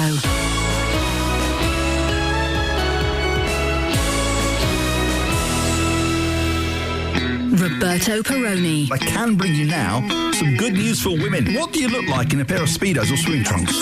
A pumpkin had been stolen from outside a hairdresser's salon. We've had lots of support since your programme, lots of phone calls telling us not to worry and everyone's looking out for them. What could I do to bring a smile to Dame Kelly Holmes' face? Do you know what that sound is? I do. They're alpacas. I've got 6 alpacas. They're lovely. Everyone takes the mickey. Roberto Perrone. Weekdays from 3 on BBC Three Counties Radio. I do. It's Kelly Betts falling down a hole. I do apologise. As she's getting married. It does happen. It does actually happen. Christmas is coming, bringing with it even more pressure to spend. It's tough, isn't it? Particularly if you've got kids. Even if you haven't got kids, it's still tough. But if you've got kids, I want that. Oh, I want that. You don't want to disappoint your kids at breakfast, do you? At breakfast or at Christmas even. You don't want to disappoint them. You want it to be special and magical and wonderful. So we all kind of spend a bit more than perhaps we'd like to. What are you going to be doing? Are you going to be going into debt? Are you concerned about it, or are you going to play sensible this year? 08459 455 555. Well, earlier on in the show, we spoke to Chris Pond. He's been working with the independent think tank, the Centre for Social Justice. We know there are 8 million people in this country who are literally one payday away from being in debt. In some cases, one payday away from the possibility of losing their home. Well, he's concerned that the banking industry's reticence to lend is driving more and more of us into the hands of loan sharks and payday loan companies. Justin Dealey has been out speaking to the people of Hemel Hempstead. Is it still cold and miserable out there, Justin? Oh, it's cold and horrible. This week in particular, winter has certainly arrived for me, that's for sure. I do not envy you, and you're very brave for going out. What have people been saying to you? Well, I've been speaking to people who have taken out loans for Christmas in the past. Ian, these people have only got bad things to say. Take a listen to this. You took out a loan at Christmas 3 years ago. You've got a negative story. Tell us what happened to you. Well, I struggled to pay that loan, thinking I could pay it off by Christmas. Therefore, didn't manage to cover the following Christmas, so I had to take out another loan to consolidate that one. And then the following Christmas, I then had double the amount to pay off in the year. I didn't manage it. We got made redundant. So we had to contact a debt help and send them all our finances and obviously get blacklisted, so we couldn't borrow anymore. And I haven't got the option to even consider a loan this year, although we're struggling, but we're still managing. I mean, a lot of these problems stem back to what happened 3 years ago, so I'm sure that your advice today would be to anybody, if you're thinking about taking a loan out at Christmas, despite how desperate you may feel you are, just don't do it. Most definitely. Just don't do it, because it's almost inevitable that you won't pay it off by next Christmas and be in exactly the same boat, if not worse, because you'll need to borrow more to get through next Christmas. Christine, you took out loans at Christmas for many years, but what was your financial situation like once Christmas was over? You just carry on paying and paying and paying. And then they come back easy with you, do you want some more? And you think, why not? And you do, don't you? So you do. So I'd say 25 years, actually. Really? And my son's 35. So I've been doing it probably 25 years. So you don't do it now because your children have grown up? No, wouldn't do it now anyway. I mean, what would you say to anybody listening to this who is thinking about taking out a loan for Christmas? Oh, don't do it. Don't do it. You never get out of it because they're so easy to con you back. They'll come back and say, oh, you've only got 20 quid on it. Do you want another one? This is a tough one, Justin, because I am very lucky that I'm kind of financially solvent at the moment. I have been for the last few years, and certainly since I had kids, and I don't need to take out a loan. So it's easy for me to say, oh, don't take out a loan, don't borrow money for Christmas. But if you haven't got much or anything, you do want to make it special for your kids, don't you? Of course you do. You know, I do feel for these people because, you know, how do you have that conversation with your children that, well this year, unfortunately, there won't be a Christmas. So this is the situation that families are finding themselves in. Of course, money's very tight for a lot of people right now, but they don't want to sit down and say to their kids, sorry, but we can't celebrate this year. So that's why a number of families will be going out to get that loan. But two stories there, people that have done it in the past saying, listen, guys, if you think about doing it this year, despite how desperate you may be, please don't do it. Talking from experience. Justin, thank you very much for that. We'll speak to Justin a bit later on about swearing in front of your kids, but listening to that is Nigel Gordon. He's the Christians Against Poverty Centre Manager for Chesham and District. Good morning, Nigel. Good morning. Is that a picture that you recognise? Oh, yeah, absolutely. I think everyone that talks to anyone on the street, as you've done, even in the freezing cold or just in conversation, credit to, you know, it's useful if you're in charge of it, but you're riding a tiger. Is the problem getting worse, do you think? For sure, yeah. I mean, the pressure's there. It continues to be there. And all the lovely things that you see advertised, and you can borrow, you know, Wonga or whoever it is, advertise on children's television. So the pester power is at work. They know what they're doing.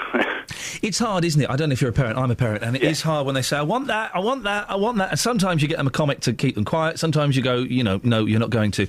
And at Christmas, as parents, we want, you know, and we know it's not all about presents and stuff, but we want our kids to feel special and to feel loved, and we want to make them happy. And so by doing that, some people reach for the credit card, they reach for the loan to buy presents and things, don't they? It's hard not to for some people. Yeah, of course. I mean, the pressure's there, and the trouble is sometimes like you just said, you know, we want to show love to our kids and everything, but love, you know, it doesn't have to be in the most expensive thing. I mean, time is the most valuable thing you can spend with your kids. And Christmas, of course, you've got that. Games, card games, family games, that sort of stuff. Now, listen, I would love a game of gin rummy or something like that, but I know there's going to be 8, 9, 10, 11-year-old boys and girls out there who are going, what cards? I want the Xbox One. I want the PlayStation 4. Yeah, and it's hard to deal with that, isn't it? Yeah, absolutely. I mean, our family for the first time last year said, OK, you know, we're actually going to buy all our Christmas presents at charity shops. And you think, oh, my word, what on earth is that about? But we thought, no, we'll all try it. And actually it worked out really, really well. What did you get, Nigel? Oh, no, I can't remember. I can never remember what I got for Christmas. What help can Christians Against Poverty offer people in debt? Oh, boy, we can provide a solution. I mean, that's what you really want to do. You know, the whole thing, just listening to the people that were speaking, they're in a cycle, and you've got to break the cycle. It's a bit like, you know, if I had something wrong with me, and typically with men, I would delay. And then I'd go to the doctor, and the doctor says, look, just take these pills, it will be fine. And that's what they need to do, is to phone 0800 328 0006, contact us. We'll come to your home, the privacy of your home, look at the situation you're in, and start that journey out of debt. It's a free service, and we can help. Now, there might be some people, Nigel, please don't take offence, who might be put off by the word Christian in the title of your organisation. Yeah. What would you say to those people who perhaps that makes them slightly uncomfortable? Yeah, that's fine. I mean, we're just Christians. We happen to believe that this is something that we feel called to do. So I'm a volunteer, for example, a trained volunteer. But actually, we help anyone. I mean, some of our clients happen to be Christians, others Muslims or atheists. Most people haven't thought about it. The issue is, how can you get help? So, you know, whoever the doctor is, you just want to get that help. And did you think that shame is a problem around this? We don't like to admit, do we, that we've kind of lost control of our finances? Yeah, it's another reason for delay. You know, that's the cycle, isn't it? So you've got to break that cycle and just do something about it, particularly men, you know, but single mums, whoever it is. And some of our clients live in social housing. They would describe themselves as pretty poorly off. And others, you know, like yesterday, I was with a couple, they live in a £500,000 house, but they ain't got any money. So, you know, we can help anyone, whatever race, religion, economic situation, whoever they are. It's doable. Nigel, give us that phone number one more time if people want to get in touch. Yeah, it's 0800 328 0006.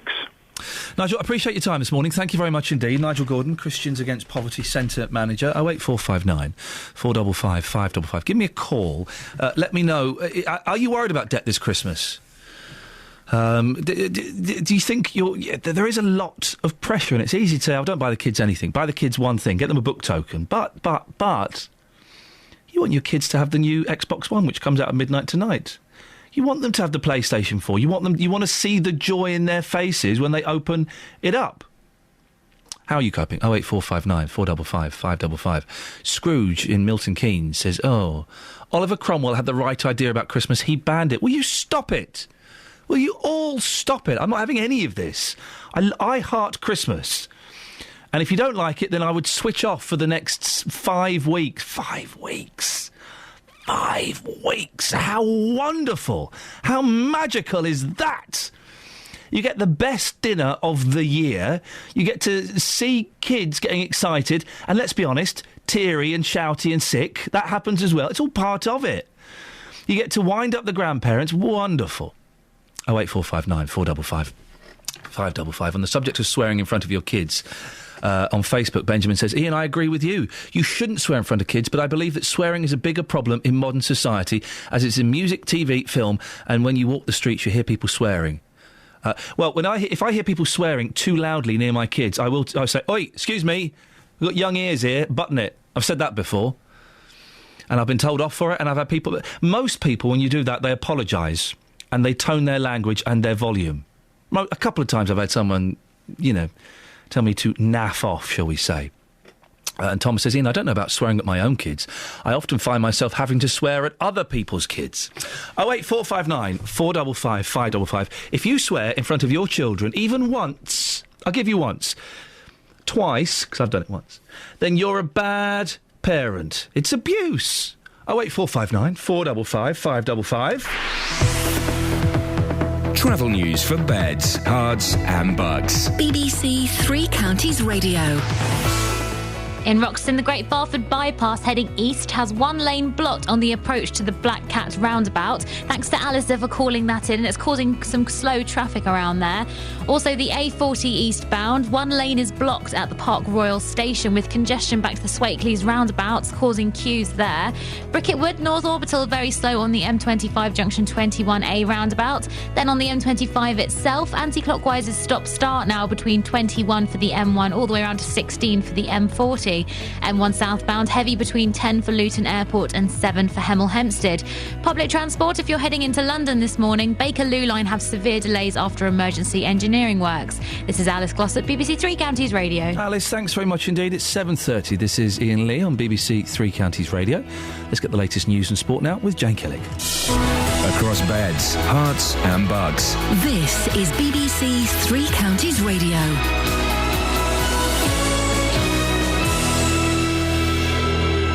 Good morning. Milton Keynes has been named as one of the top 10 authorities in the South East most affected by the bedroom tax.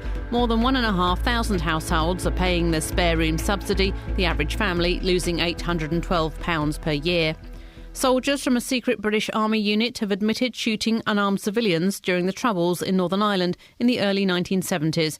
Members of the Military Reaction Force say they believe their unit saved many lives. Debt levels are close to an all-time high, piling pressure on people in the three counties who are struggling with their finances. In Luton, the Citizens Advice Bureau says requests for help have increased by 25%. The weather, mostly showery and cloudy today, with the odd sunny spell and a high of 8 Celsius. On to sport, and in cricket, England's bowlers struck early on the first day of the opening Ashes Test in Brisbane. Australia won the toss and chose to bat, but Stuart Broad took 5 wickets, including this one watched by Simon Mann. Broad bowls to Warner, who punches away and he's caught.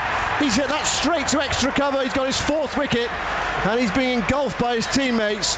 Warner off the back foot, hit it straight to cover, and Australia are subsiding. Jimmy Anderson has taken 2 and Chris Temlett 1 wicket, bringing Australia to 268 for 8 a few moments ago. In football, West Brom have received an apology from referees chief Mike Riley for the award of Chelsea's injury time penalty at Stamford Bridge earlier this month. Albion were 2-1 up when referee Andre Mariner controversially awarded a spot kick 4 minutes into added time for Stephen Reid's challenge on Ramirez. Stevenage manager Graham Westley says it's been a difficult week as he prepares for Saturday's League One trip to Peterborough. The borough have injury problems and Westley is hoping the situation improves in the next few days. Not a lot of selection problems, but just a question of trying to get enough fit bodies together to put a show on the road. So a difficult week we've had, a lot of bodies in the treatment room, and we're hoping that one or two will piece themselves together before the weekend. BBC Three Counties News and Sport. I'll be back with a full bulletin at 8. Oh, blimey, no, yes. Across beds, hearts and bucks. This is Iain Lee. BBC Three Counties Radio. I was trying to find something. I wasn't messing around then, dear listener. I was trying to find something. Lots of your calls about the bedroom tax, the spare room subsidy, if you want. Also about getting into debt for Christmas. I wanted to talk to you about children swearing, or swearing in front of your children. Story in a lot of the papers. I've got it from page 13 of the Daily Mail.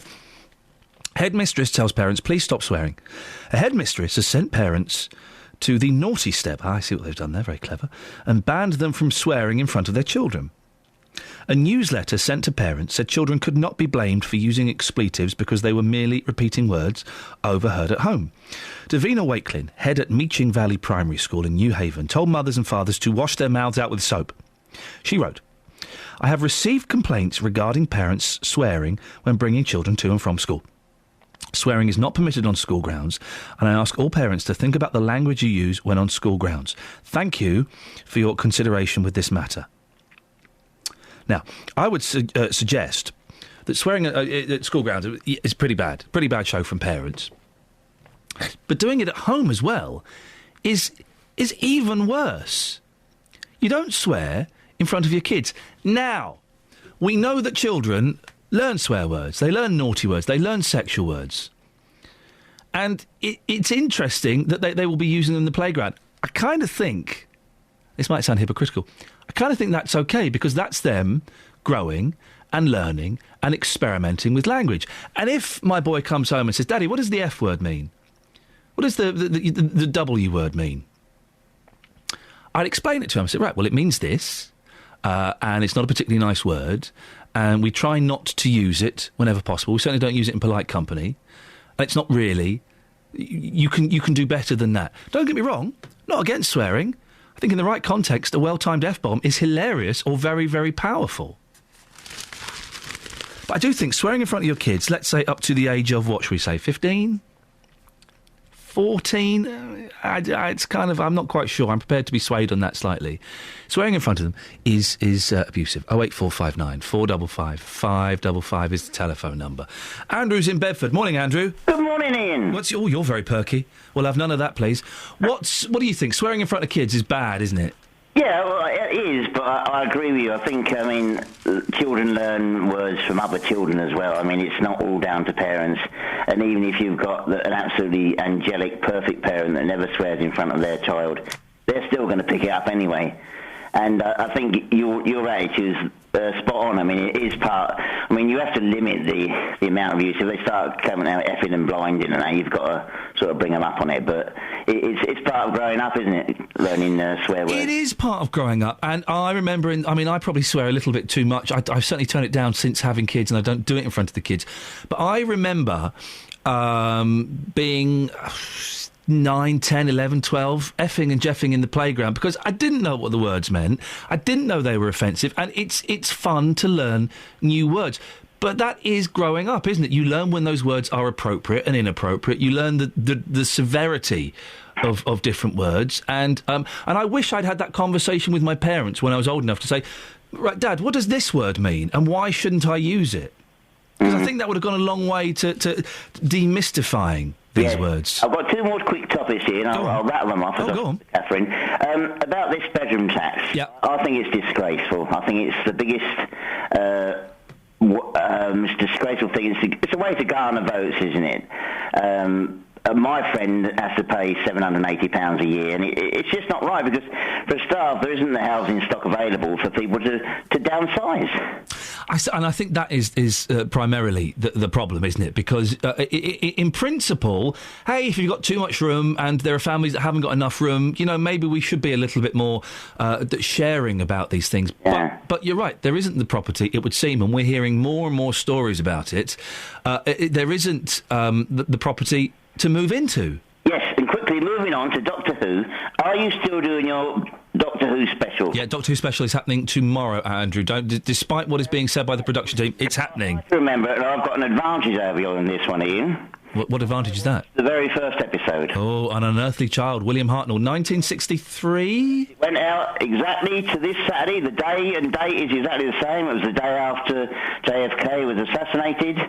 November 23rd, 1963. I remember watching it, so I'm one up on you on that. And also, quickly... Oh, blimey, Andrew's doing the whole thing. Go on. I'm afraid that, you've got to have sympathy with this, because the next tax I hear they're going to bring in is for tall people. What? When's this happening, Andrew? No! Yes, because apparently they're getting the sun quicker, they're getting a suntan before everyone else, so they're going to have to pay £10 a week, and I'm afraid it's going to affect you, Ian, because you're tall. Andrew, thank you very much for that. I am tall. I'm shrinking, dear listener.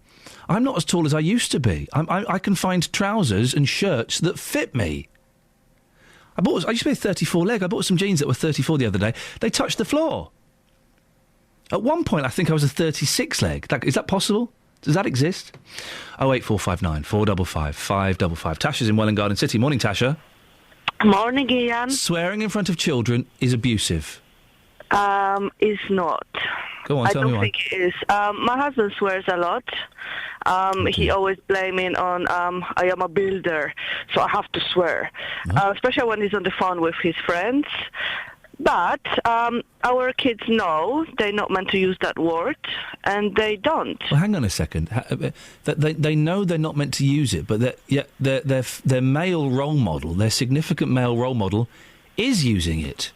Yes, but Daddy is adult, and he can use the word, and they are kids, so they know they're not meant to use it. How old are the kids, Tasha? 3 and 7. Oh, my goodness, he's doing it in front of a 3-year-old? It's not like he's doing it every day. It happens. It happens occasionally when he talks on the phone. Let's get the social services involved. He can't be doing it in front of a 3-year-old, Tasha. Come on. Everybody does it. When you go on the street, you can hear it. You can hear it on the TV. You can hear it all around the place. What programmes are you letting your kids watch where they're hearing swearing? I don't let them watch. Mr. Maker isn't effing and jeffing, let me tell you that. Well, you can't protect them from everything, Ian. As long as they don't do it, they absolutely fine. They know they're not meant to use the word, and they don't. And you're right, that's a good point you make there, Tasha. You can't protect them from everything, but you can certainly protect them within your own home. Of course, I always tell him off for swearing, and he does stop. But see, they so well behaved. They absolutely fantastic kids, and they know sort of things adults doing, and they're not meant to do them because they are kids. So they know that boundary there. They don't step over that boundary. They are kids, and they know the place. But you know that. Is your 3-year-old going to nursery or playgroup yet? Yes, she does. Yeah. Right, okay. Well, she's going to be using those words. Oh no, she won't. How do you know that? How do you know that? Because she's very well behaved. But she's well behaved. Listen, she's well behaved with you. My boy's really well behaved with me. But when they go off on their own, you don't know. They're open to so many influences. I know. She's very polite and very well behaved. She knows. She's not meant to do sort of things in school. She knows how to behave in school. She knows she's not meant to do this or push the kids and stuff like that. She knows all that, and she even tells me that I am a very good girl, mommy. Yeah. I don't hit kids, and I don't do this, and I don't do that, and I can 100% put a hand up and say, yeah, she does. She's a very well-behaved kid. They're very well trained, my kids. Tasha, thank you very much indeed. 100% she can put her hand up and say she knows her children are well-behaved. I hope that's true. With the greatest respect, I don't believe it. Not saying you are a bad parent, Tasha, in any way, but just saying I don't believe that. When our kids go off... My boy, at the moment, he's been a real nuisance. And not very naughty boy, both of them. They've been very naughty, okay? But when I drop him off at school, at playgroup, the nursery, sorry, his behaviour changes incredibly when he's with the other boys.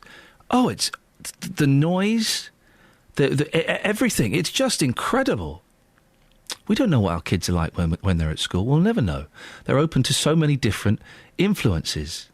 08459 455 555. Am I being too harsh on this? Tasha thinks it's okay for her husband to swear in front of the kids because he's a builder.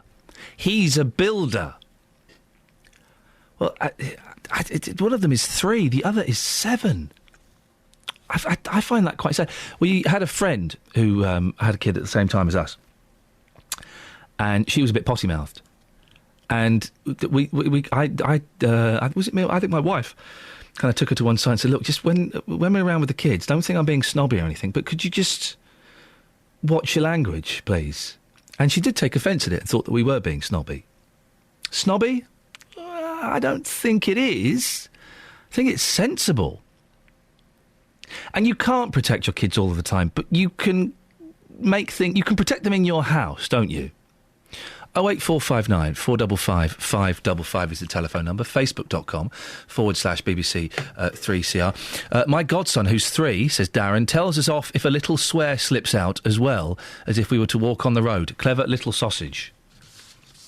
It's funny, my eldest, his concept of bad language, and I'm going to use the bad language he uses at me, okay? In his head, these are the worst words you can use. This is kind of like the equivalent of the C-bomb to him. You stupid bum.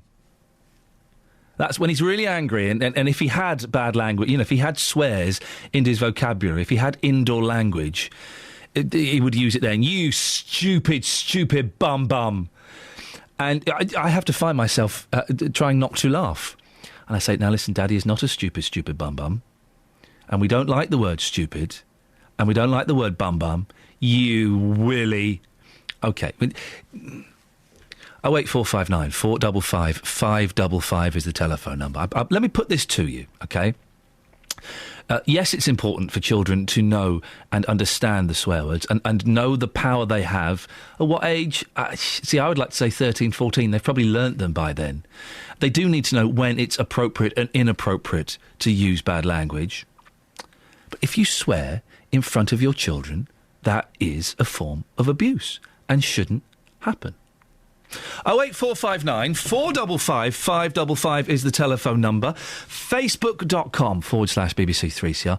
You can also email me. I do like to get your emails. I try and reply to as many as I can. I can't reply to all of them, but I have a darn good crack. The email address, Iain.lee, IAIN.LEE @bbc.co.uk. And you can get in touch with any of the stories that we have talked about, or stories that you think we should be talking about. Huge stories that affect the whole county, the whole country, or smaller stories that maybe just affect you and your bedroom, your living room.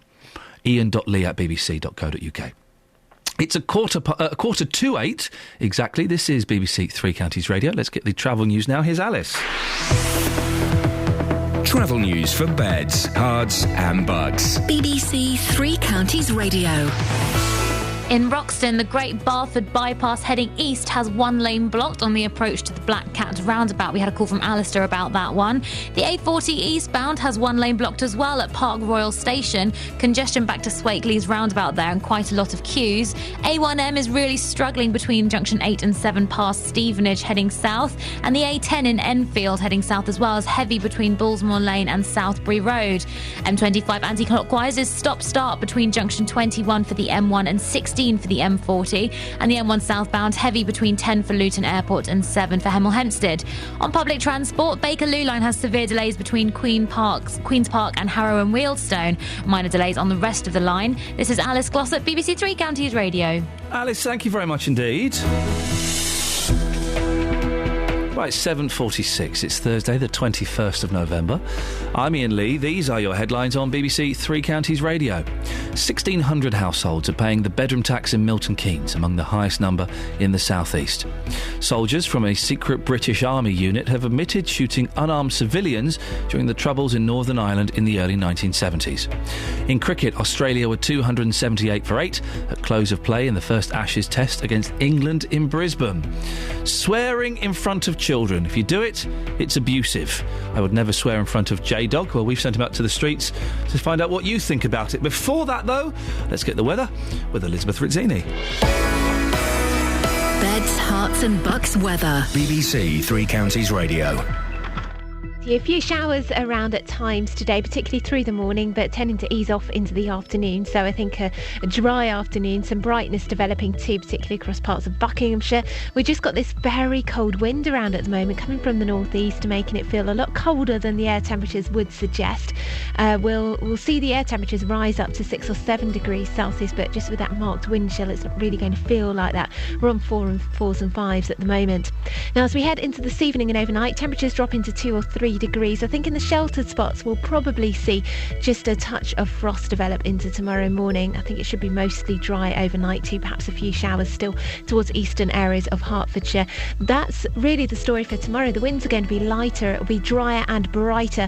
A few showers perhaps towards eastern areas, that'll be it really. The wind will be lighter and it will be coming from the north, so it will be not quite as unpleasant, I don't think, in more exposed areas. Over the course of the weekend we'll see widespread frost by night. It's looking mostly dry, but really rather cloudy and still very cold. That's the forecast. Thank you, Elizabeth.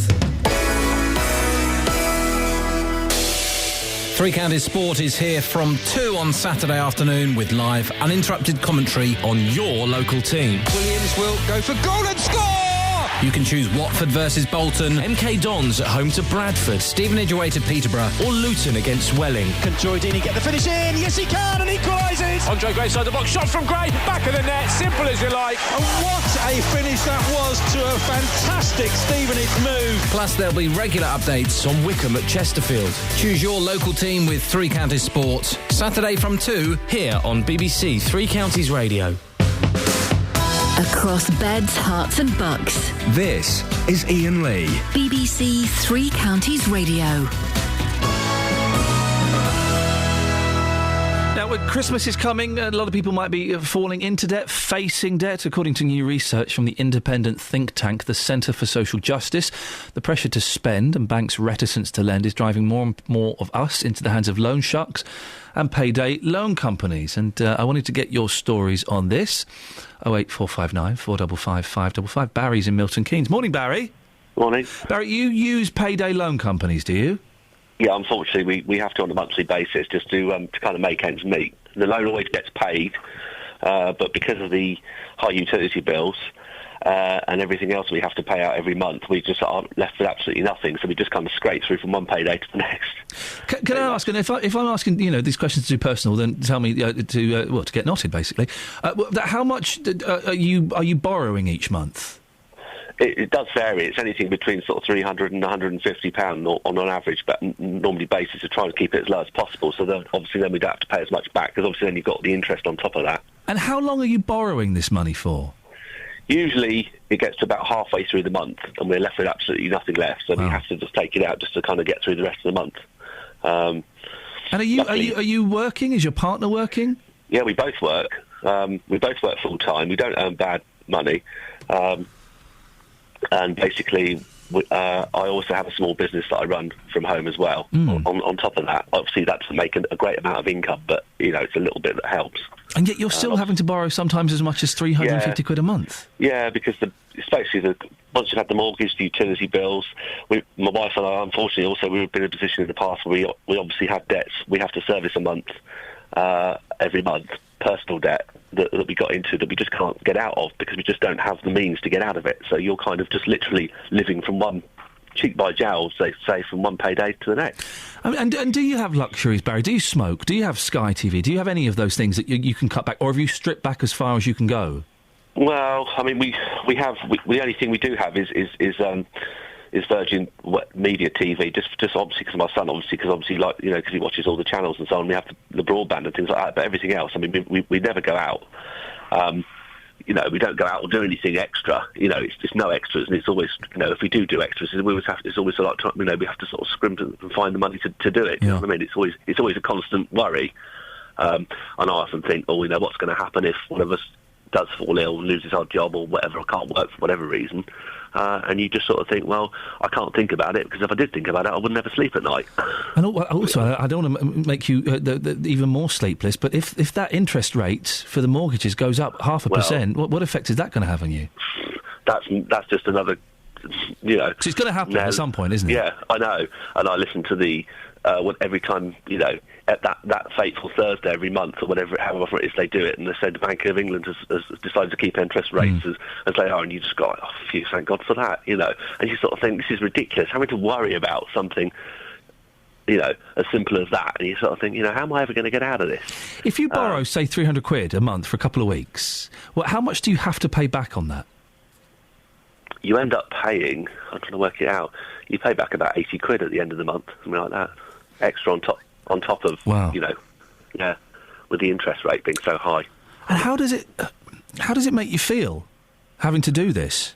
You feel kind of helpless, really, because you can't kind of get yourself out of it. You're kind of in this sort of spiral, and you sort of think, oh, God, my wife's already on a debt management programme, and the thing is that if I was to go on one as well, then the company literally take over everything of your life. They then give you money to live on. They then deal with all the debtors, so you get default notices. You have to go through all that kind of humiliation of getting stuff in the post because you obviously can't pay. So they have to go through the usual channels. And there's always the possibility that if that's the case, and they'll turn, you won't. Obviously, you'll lose your house. And obviously, so we've done it so that obviously I keep the house in my name, so that obviously that my wife's debt doesn't affect me, but it still does. Are you just putting off the inevitable, Barry? Do you need perhaps, and I'm saying this from a place of respect, and I don't know what the situation is, but do you perhaps need to admit defeat in this and get more help? Or do you really think you can stave this off indefinitely?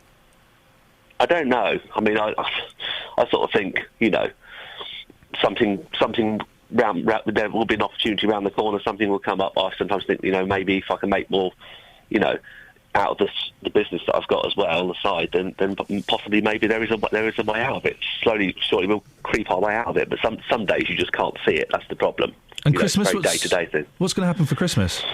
Well, we have very quiet Christmases, just ourselves.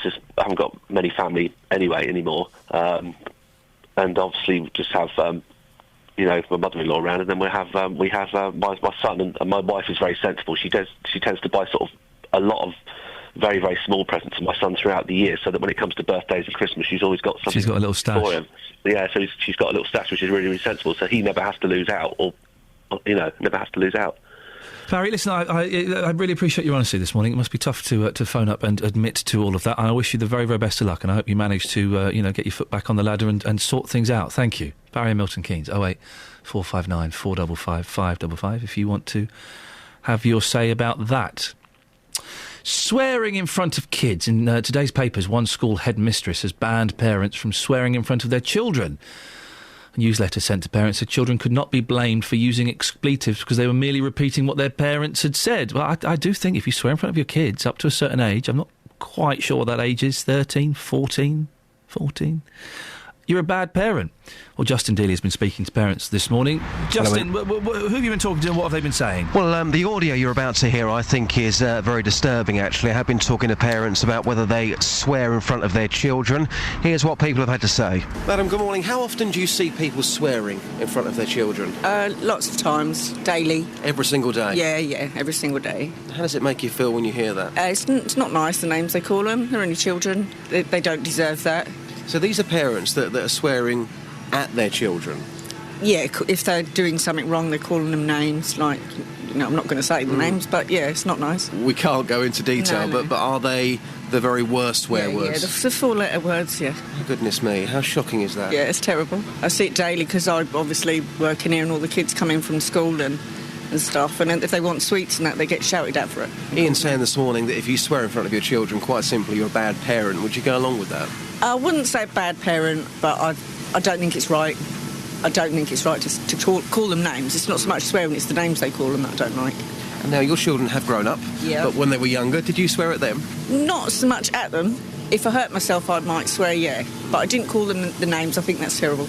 Paula, you have a child who's 3.5. Mm-hmm. Let me ask you a direct question. Do you swear in front of your children? Yes, I think you can't help but swear in front of them sometimes, can you?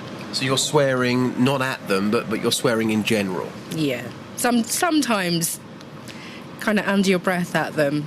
Try so hard not to swear at them. Because Ian's saying this morning, and I'll put this to you, he says anybody who swears in front of their children is a bad parent. What would you say to that? Well, that's quite easy for him to sit in his ivory tower and say that, isn't it? I'm sure he swears, really. He's got 2 children. He claims that he doesn't. I bet you do, Ian. But when you do swear in front of your children, do you feel like a bad person for doing it? No, because we kind of make light of it and we say that we're speaking French. So if he speaks French, he knows he has to go and sit on the naughty step. So he tells Mummy and Daddy to go and sit on the naughty step if you speak French. So it's all just a game to him, really. Even at 3.5 years old, he knows what swear words are. Yeah, because we've made an issue of it and said that if you are swearing, then you're speaking French and you must sit on the step. He doesn't speak French. We'll come to that lady in a second. But people actually swearing at their kids, I hadn't even considered that as a possibility. Swearing in front of them is one thing. Swearing at them... I've got to be honest, Ian, I was taken aback by that. That's why I went into a shop this morning, because this particular shop that I went into, it's on the way to school. A number of parents will be going into that shop either before or after school. And as you heard from that lady there, they are using the worst possible swear words, and they're using those swear words not because they've hurt themselves or something like that, but they are using those swear words directly at their children if they are asking for sweets. I'm not a parent, I don't really have the right to have an opinion, but on this particular occasion, I just find that absolutely incredible. Actually, you're wrong, Justin. You do have the right to have an opinion because it is your society that this is affecting. And in regards to the other lady, I've never sworn in front of the kids. Once. Yeah. Once I was driving, someone cut me up. I said a word I shouldn't have said, and my son said, "What's that?" And I managed to fob him off and tell him I was talking about a cockerel. But you've done it once. Your children are how old again? They'll be 4 and 2 in January. OK, your child who's going to be 4 years old next year, did you think he knows a variety of swear words, a bit like that lady's child? Because that child does know a whole host of swear words at 3.5 years old. That's outrageous. The worst language my boy has at the moment is calling me a stupid bum-bum. That to him, when he does it with anger, that is him using the worst language he knows. I'll probably go along with that, to be fair. Get out. Thank you, Justin. The woman who said it's not easy to not swear in front of your kids. It's dead easy. You just don't swear in front of your kids. It's really, really simple. Travel news for beds, cards and bugs. BBC Three Counties Radio. In Roxton, the Great Barford bypass heading east still has one lane blocked on the approach to the Black Cat roundabout, causing some slow traffic. The A40 eastbound also has a lane blocked at Park Royal Station, with congestion back to Swateley's roundabout, causing queues around Ruislip too. Public transport, the Bakerloo line has severe delays between Queen's Park and Harrow and Wealdstone, with minor delays on the rest of the line. This is Alice Glossop, BBC Three Counties Radio. Alice, excellent stuff. Thank you very much indeed. I'll give you more time next time. I know I've been short the last couple of times. I apologise. Right, have you had to deal with debt? Are you in debt? Are you worried about it? Give us a call and maybe we'll speak after the news with Jane Killick. Local and vocal across beds, hearts and bucks. This is BBC Three Counties Radio.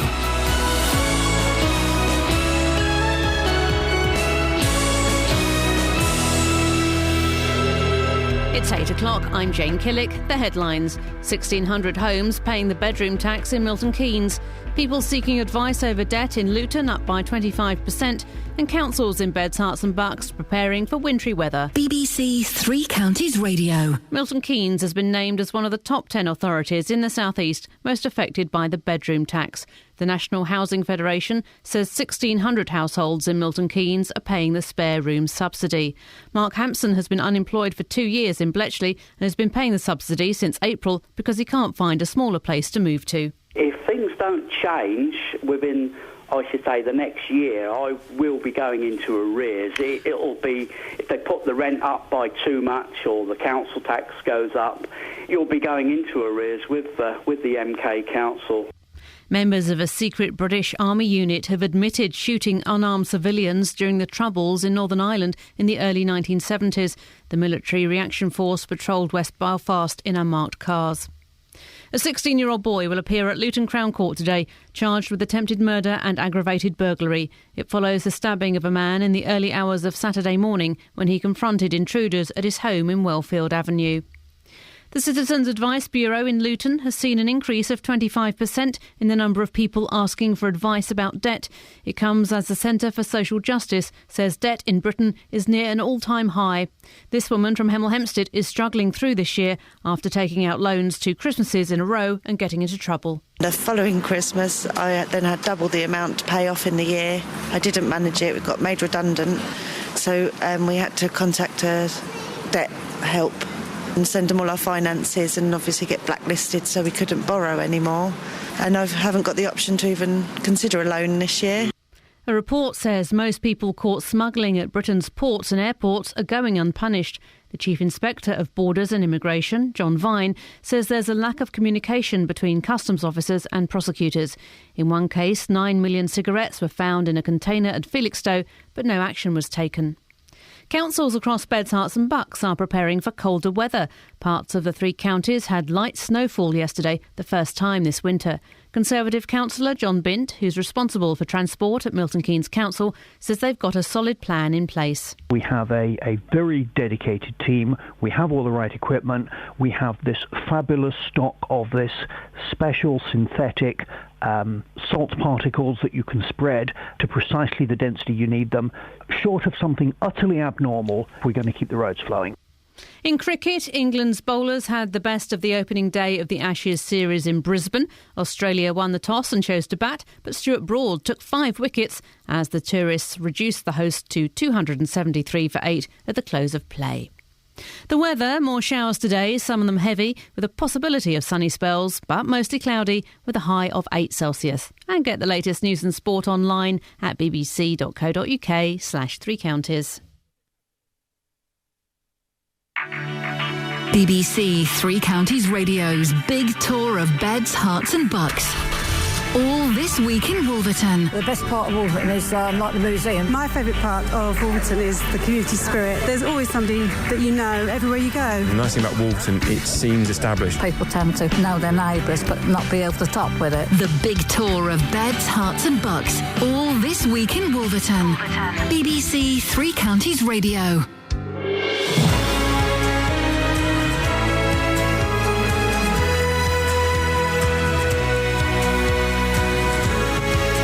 Iain Lee, BBC Three Counties Radio. It's 4 minutes past 8.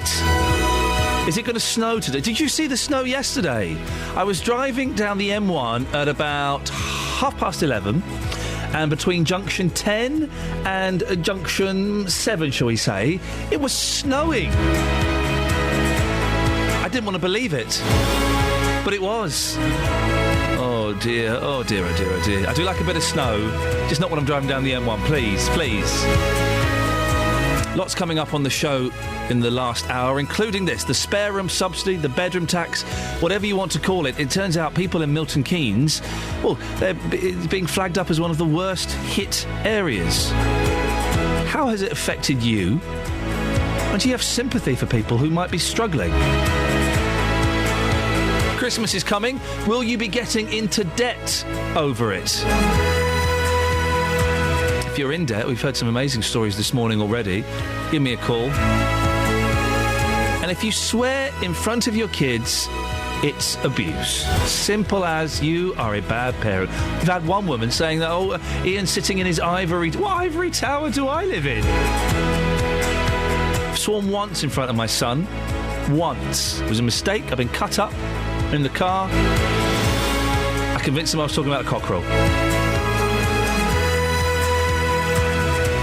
Facebook.com/BBC3CR. You can send me a text 81333. Start your text 3CR. Or you can give me a call 08459 455 555. Oh, we've just had an email saying there are chocolates up in the kitchen. Quick, go and get some before they go. Get some. Quick, Kelly, go and get some chocolates from the kitchen upstairs. Okay. Go. Oh, take my cup and make a cup of tea. What first? But both at the same time. Okay. Yeah, you didn't take the cup. 08459 455 555. Across beds, hearts and bucks. This is BBC Three Counties Radio. Got an anonymous text here. I don't really like anonymous texts, but I will for this one. I can understand why you'd like to be anonymous. My husband is in his 4th week of unemployment and spends all day, every day, applying for jobs. I'm not sure if it's the time of year, but he's having no luck. We're going to have a very gloomy Christmas indeed. 08459 455 555. Now, new figures suggest council tenants in Milton Keynes have been badly hit by the government's spare room subsidy, more commonly known as the bedroom tax. I'm looking at the wrong thing. Let me get to the right script and then I'll be able to do this item smoothly and freely. That will help, won't it? Yes, it will. The National Housing Federation, which represents housing associations across the country, says families in the area are losing an average of £812 per year, the 3rd highest amount in the South East. I'm joined now by Edith Bald, who is the council's portfolio holder for housing. Edith, is this a particular problem in Milton Keynes then? Well, I'm not surprised that we are one of the highest because we're actually one of the largest authorities in the South East, and we do have a very large social housing stock of, we've got 12,000 council houses, another 6,000 housing associations. So I'm not surprised that there are 1,600 people affected. Nearly 1,000 of those, 935 to be precise, are actually council tenants, and the rest are housing association tenants. Well, what's being done to help people downsize? We are doing a tremendous amount at the council. We've contacted every single person who is affected. I was interested to hear your call this morning, who indicated he'd actually been visited by 2 council officers, so that's good. So nobody should be surprised that they are affected. We have actually let a contract with the Citizens Advice Bureau as well to help people with debt advice and sort of budgeting advice. And you've also heard about Home Swapper this morning. We have 1,400 of our own tenants registered on Home Swapper. And interestingly, there are 271 downsizers registered, but there are also 190 people who want to upsize. So how many people have swapped on there? Well, so far in the 7 months, we've had 154 that have swapped, and we're predicting that nearly 300 will swap before the year end. So there is some movement, which is helping to sort this out. And in parallel with that, it is for sure, we're short of 1 and 2 bedroom properties at the council. So. And that's the problem, isn't it, I suppose? Yeah. If you haven't got the properties that people can downsize to, then they're stuck, aren't they? Well, which is why we're working with the private sector, because in the private sector there are 5,000 houses that are within the reach of the local housing allowance. So we're proactively working with big landlords and rental agents in the private sector to see how we can increase that supply, because we have less than 300 houses with council tenants in them in the private sector. So there's obviously a big pool there, and I'm trying to understand why is it that we don't get more of those houses. So I'm expecting the supply to increase in that way, and of course only small numbers, but we have actually restarted our council house building programme in Milton Keynes. We've got 25 in the pipeline. We're going to have a lot more coming through over the few years. So. And then on top of that, of course, those who are having difficulty and have tried their very best to sort themselves out, we do have the discretionary funds available at the council, which I've talked about before on this programme, to help people out. There are funds available, but I do need to see that people are actually trying to help themselves first. I was very pleased to hear that the gentleman in Mellish Court is trying his utmost to sort himself out. And it's those sort of people who have not been able to sort themselves out despite their efforts who we would consider helping through the discretionary fund. And I suppose you don't want to, get people evicted, because you would then be responsible for housing them, and that would cost you more money, wouldn't it? Yes. Well, eviction is always the very last resort for the reasons that you said, but there are always a few tenants every year. I mean, it's been 39 so far this year, who we do have to evict because they simply will not pay. There are a number of people out there who could pay and don't pay, and it's not fair to all the other tenants, of course, to ignore those, if you like, and let them sort of carry on not paying. So I think we've got a very fair policy at the council on evictions, and actually the numbers bear that out. Only 39 evicted is a very small number. Edith, thanks very much for your time. Edith Bald, Milton Keynes Council's portfolio holder for housing. Well, on the other side of the coin, it's Anthony Wildman. Anthony is from St Albans, and his family has been forced to live in overcrowded conditions after being told they're not eligible for a larger home. Anthony, you've been on the show before, but for people who missed you, just remind us of your situation. OK, over a year ago, well, I think it was nearly 18 months ago now, we was on the housing waiting list for a two-bedroom accommodation because we was expecting a baby, etc. They changed their allocations policy and made it so if you had a child under 2, that you shared the same bedroom with that said child. So you have like sort of yourself and your child in a bedroom up until the age of 2. The good news is, though, however, that the council have now changed back their allocations policy, so you can go back on the list when your child becomes 1. So that's some good news, Ian, that you probably weren't aware of. So we can now bid on larger properties. Oh, there we go. So, and when did that happen? So you're back on the list now? We're back on the list. That happened in December, and the reason it's happened is because in great hindsight, the council thought, well, we haven't got no smaller properties, now we've got this bedroom tax, and we've taken all the people that are on the housing list that wanted bigger places, who have smaller places, off the list. So, inevitably they shot themselves in the foot by coming up with the allocations policy of making people share when they have small properties until the age of 2. The spare room subsidy, the bedroom tax, was designed with people like you in mind. It was to help your family.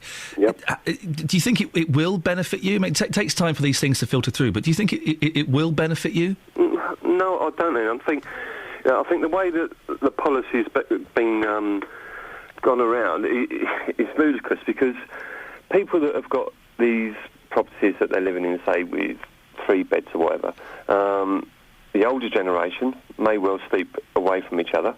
There may be disability needs. There's sort of foster care needs. You can't take a blanket situation and cover everyone with that same situation. It's got to be assessed individually. And people are going to just spiral into debt because of this.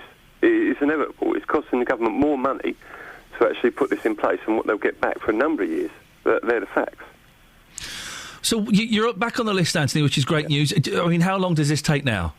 Well, how long's a piece of string? Obviously, we've gone back a year, so I reckon it won't be till Mia's probably maybe three and a half before we get our own.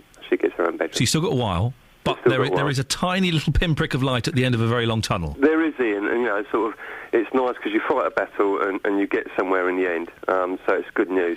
The only concern we've got is, obviously, she's going to be 3.5, and psychology getting a child into her own bedroom when they've had sort of, 2.5 years, because, until they're 1 you expect it, it's going to be a hard battle. And you've got winter coming up, so you've got 3 people living in a one-bed accommodation, the mole's starting to come back. That hasn't been addressed by the council. So, I think there's a flip side to the bedroom tax for everyone. Yes, we do need larger properties, but the only answer to it is to build more affordable social housing.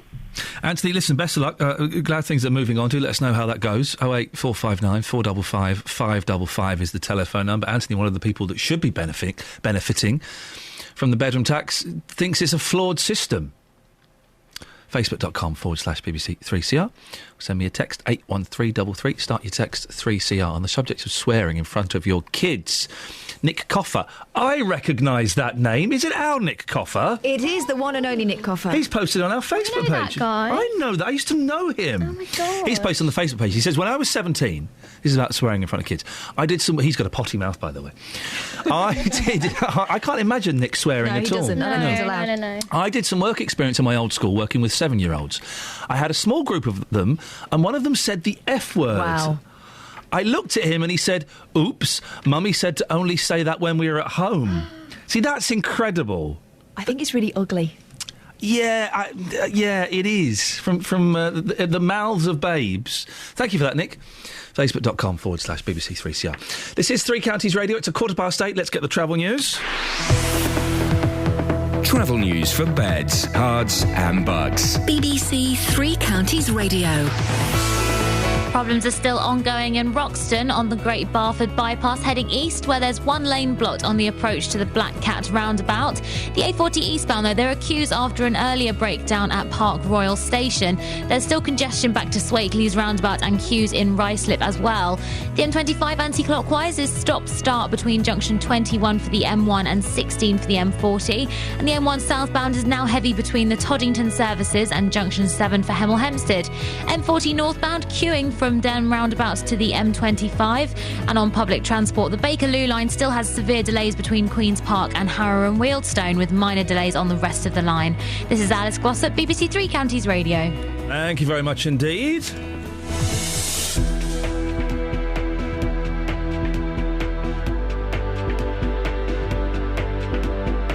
Right, it's 8:16. It's BBC Three Counties Radio. These are your headlines on Thursday, the 21st November.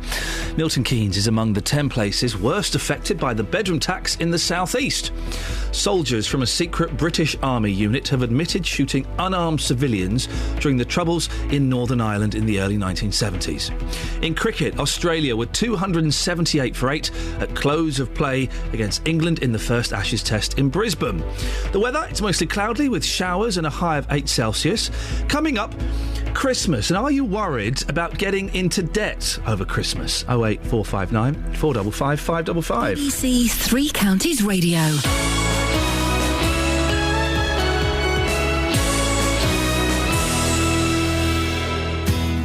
BBC Three Counties Radio's Big Tour. Tomorrow afternoon, as part of our Big Tour, I'll be live from Wolverton Town Hall. From there, I'll discover the vibrant local arts and entertainment scene. I'll have a look around the Community Orchard, just one of the many local groups in Wolverton. And I'll be making a very special lantern in preparation for the annual Lantern Festival. BBC Three Counties Radio's Big Tour of beds, hearts and bucks. Come down and say hello at Wolverton Town Hall tomorrow from midday here on BBC Three Counties Radio. What are you trying to sell me now?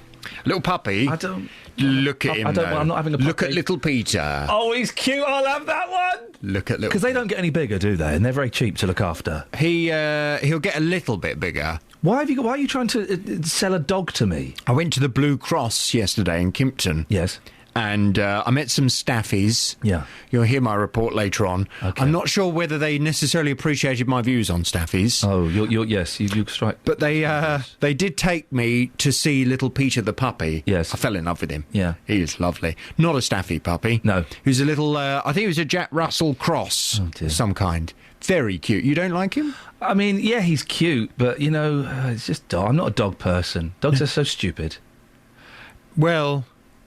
Well, yeah, yes, I guess they are. They are. Compare it to a cat. Compared to cats, they are a bit Thick stupid. as you know what. But they're lovely. No. They're lovely. I mean, that little dog, his little tail was swishing like this while I was... You're completely dead in the face. It does nothing for me. It does nothing for me. So where is this now? Is this in your car or something? Is it upstairs? No, I wish it was. If I didn't live in a flat with a no-dog rule, yes, little Peter he'd be currently under this desk now. You should give it away as a prize. I think we can give away a dog as a prize. I think we can do that at the BBC. You used to have like a phone-in competition, and then you give it away as a prize. That was back in the day. Oh, we've not been able to give dogs away for years. That is so unfair. Damn you, Russell Brand and Jonathan Ross. Damn you. What's on your show today? And while you're doing it, do you mind if I need to type an email to my wife? She's just sent me an email asking if it's easy to load up the Little Mermaid film on the Xbox, and it's quite complicated. So can I... You want to just type that? It's quite involved, so can I do this and then you just do... Will you even listen to what I'm saying? I'm not going to, no, not today. I've really got to focus on this. OK. Well, for the rest of you who are listening, coming up on my big phone in this morning, can you at least try and type quietly? Just, that's just rude, isn't it? The loud typing. All right, I'll do it quietly. I'm asking on the big phone in this morning, quieter than that. Doesn't go any quieter than that. OK. Is it impossible to live your life without debt these days? The Citizens Advice Bureau in Luton, as you've been discussing, Iain, has seen an increase of 25% in the number of people asking for advice about debt. And the Centre for Social Justice is warning today that debt in Britain is near an all-time high. Former Labour MP Chris Pond has been investigating the problem. He's told the BBC 8 million people in the UK are now one payday away from debt. Well, this morning from 9, I'm going to take this subject on and we're going to ask, is it impossible to live your life without debt these days? Can I find anybody who can honestly say they don't have any debt at all in this day and age in 2013? 08459 455 555. If so, how on earth do you do it? We'll discuss this on the big phone in from 9. You finished now? Well, I thought you were being so aggressive. I've concluded the email saying I'll give Jonathan's in a hissy fit. I'll give you a call at 9 o'clock and talk you through it. How unreasonable! How unreasonable of me! I think it's time you left.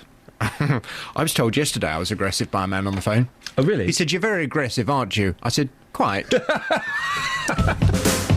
Across beds, hearts and bucks. This is Iain Lee. BBC Three Counties Radio. On the subject of the spare room subsidy, the bedroom tax, Ricky's in St Albans. Morning, Ricky. Morning. Ricky, what would you like to say? I don't know if anybody's aware of it, but there was a windows tax in the 1800s. Wasn't there just? That's why, dear listener, you see so many old buildings with what looks like windows, but they're bricked up, because you had to pay per window. That's right.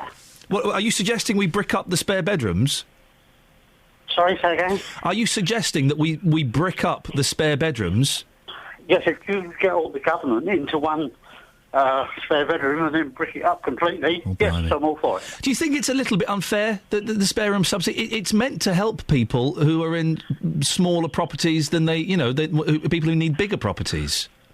Well, a lot of council properties, obviously, they class them as 3-bedroom, but they're not. They're really 2 bedrooms and a box room.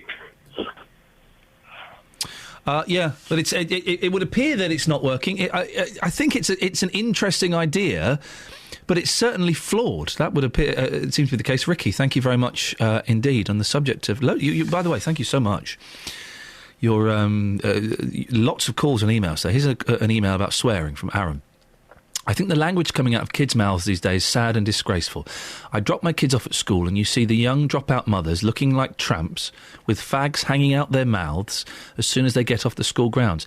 It's not the kids' fault as they follow by example. But when you stand there in the morning listening to the conversations the mothers have while the kids are around them is sad. Foul-mouthed mothers that don't give 2 hoots and have no respect for themselves or others should steer clear of children. This is Aaron speaking, by the way, not me. Let's face it, it's not like they wanted the children in the first place. Probably just sky high on some kind of drugs. Some kids have no respect whatsoever these days as they slump around swearing at their mates and just being little slobs. I was gobsmacked once Can I read this? Can I read? You've read this email from Aaron, have you? Mm-hmm. So you've proofread it, so I can say this. Okay. I was gobsmacked once when I heard in the playground a kid shout to his friend. Careful. Do I read this out? I bet your mum sticks burgers up herself. Wow. It's blooming sad, and it's only going to get worse. All the best, Aaron. Now, the thing is... apologies if anyone was offended by that. I think we can just get away with that. And I think it was a useful illustration of what's going on. But is that, Aaron, is that really any different from what kids were saying when we were kids? When I was a kid, the language was awful. I remember being 12, 13, 14, the language was awful. So I don't think it's necessarily a generational thing. Kids have always experimented with words and language and have learnt words and language. So, is it really any different? 08459 455 555. On the subject of debt, Wakar's in Luton. Morning, Wakar. Good morning. You've been in debt, have you? What happened? I have. It started off with a small loan. Basically, Wakar, listen, we're going to get you back. The line is absolutely atrocious. We'll try and get you back in a little bit if we can. In the meantime, let's have... are we going to go... Have we got the guest there for the next thing, or shall I do the newspapers? Because I'm more than happy to do the newspapers. You know me, I can talk for England. I can talk for England if we wanted to. By the way, we've sent Justin Dealey out and about. He did a little piece yesterday about the Doctor Who special we're planning on Friday. We've had the results back from the laboratory. I'm not convinced that was a genuine piece of fox popping that he gave us yesterday. I'm not convinced. So I sent him out again.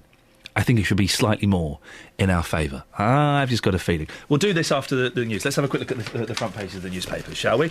Let's have a look at The Independent. Oh, look, they've released on bail the Greenpeace activists.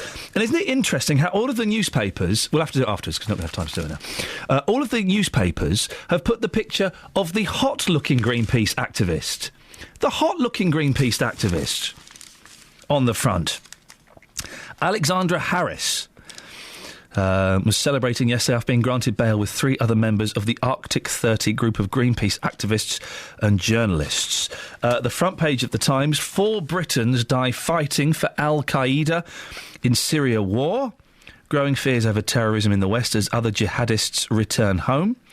And at last, is this actually going to happen? We've been speaking about this for years, it feels like. Church embraces women bishops. The Church of England turned its back on decades of division yesterday and voted overwhelmingly in favour of women bishops. We get an excellent lady vicar. Is that the phrase? Can't remember her name. She's an American lady. Catherine, Tina, Christine, something like that. What? Christina. Are you thinking from this General Synod? Yeah. Can we get Christina her on? Rees. Yeah, can we get her on before 9 o'clock? If she's around, because she's excellent. She speaks excellently about this. I'd be keen to get her views on this. Well remembered, Catherine. There's me just throwing out women's names, and she managed to get it. The Church of England turned its back on decades of division yesterday and voted overwhelmingly in favour of women bishops.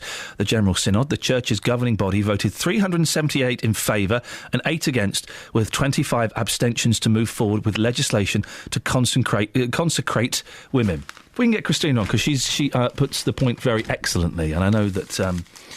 I know it annoys a lot of you that we might have female bishops. How awful. The Daily Telegraph, there's a picture of, let's be honest, it's the Duchess. It's not the picture the other newspapers have gone for. The other newspapers have gone for her doing a Marilyn Monroe, getting a bit of thigh. This is her doing what I like to call a Lady Di. She's tilted the head forward and she's raised the eyebrows because she's listening to people talking about anti-bullying. The Duchess's cause for concern. And Labour's cover-up over Co-op Bank chief.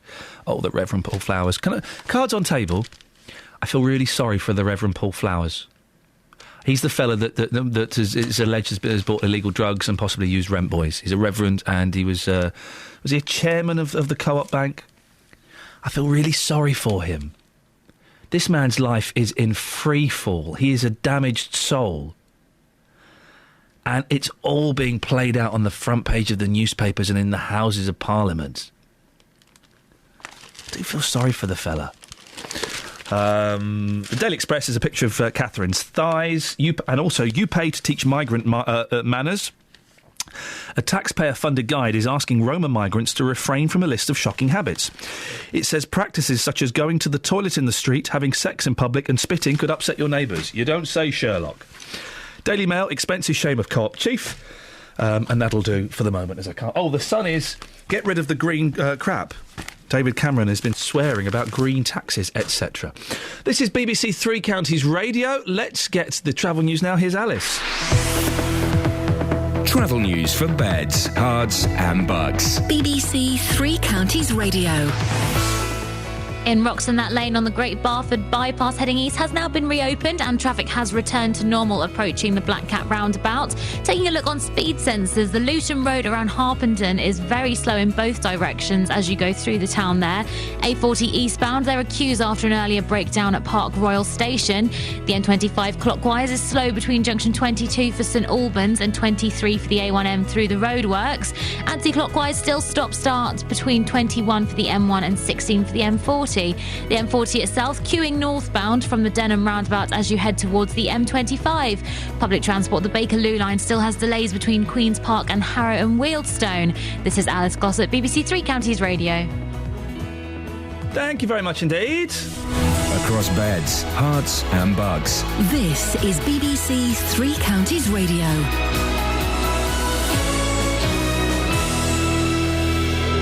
It's 8:30, I'm Jane Killick. Milton Keynes has been named as one of the top 10 authorities in the South East most affected by the bedroom tax. 1,600 households are paying the spare room subsidy, the average family losing £812 per year.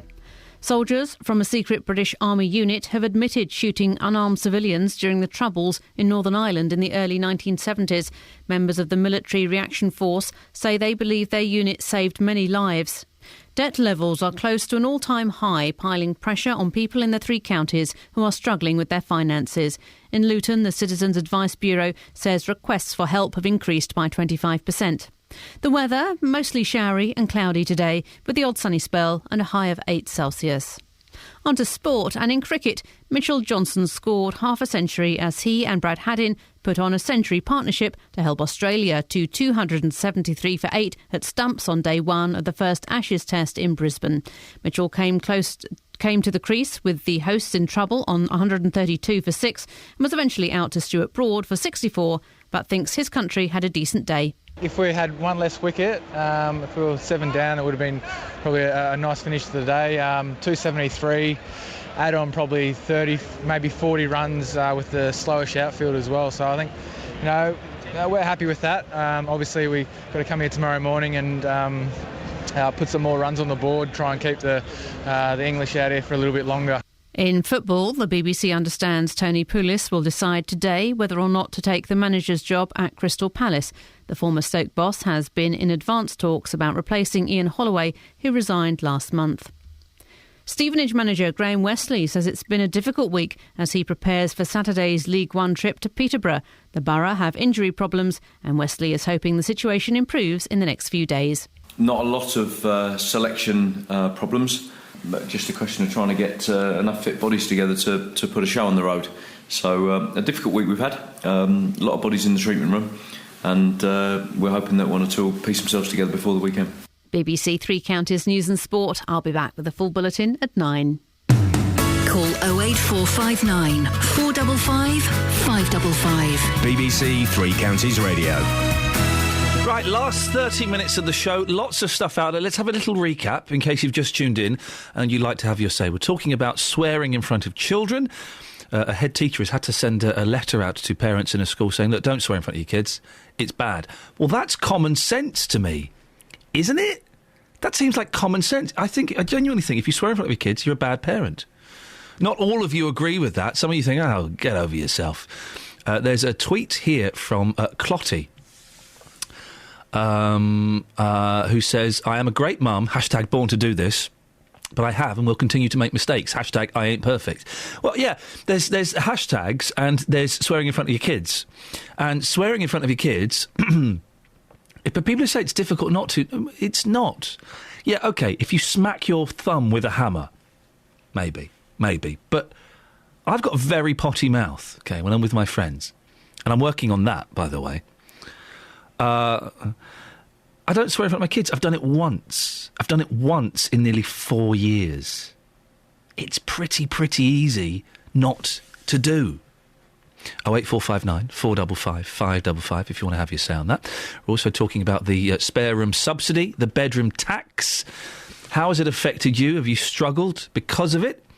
Do you have any sympathy for people who are struggling because of it? Hearing some incredible stories this morning. Let me read one bedroom tax. Let's read. There's 3 texts here. Let's read these texts. Iain, how can that council spokesperson, that was Edith Bald, actually believe what she is saying? The government introduced this tax. It's forcing people into debt. Then the MK councilwoman said they can offer discretionary payments to help. How can it be right to force this tax on people knowing full well they can't rectify people's problems? John from Datchworth. Iain, a tax is where you earn money and the government take it away.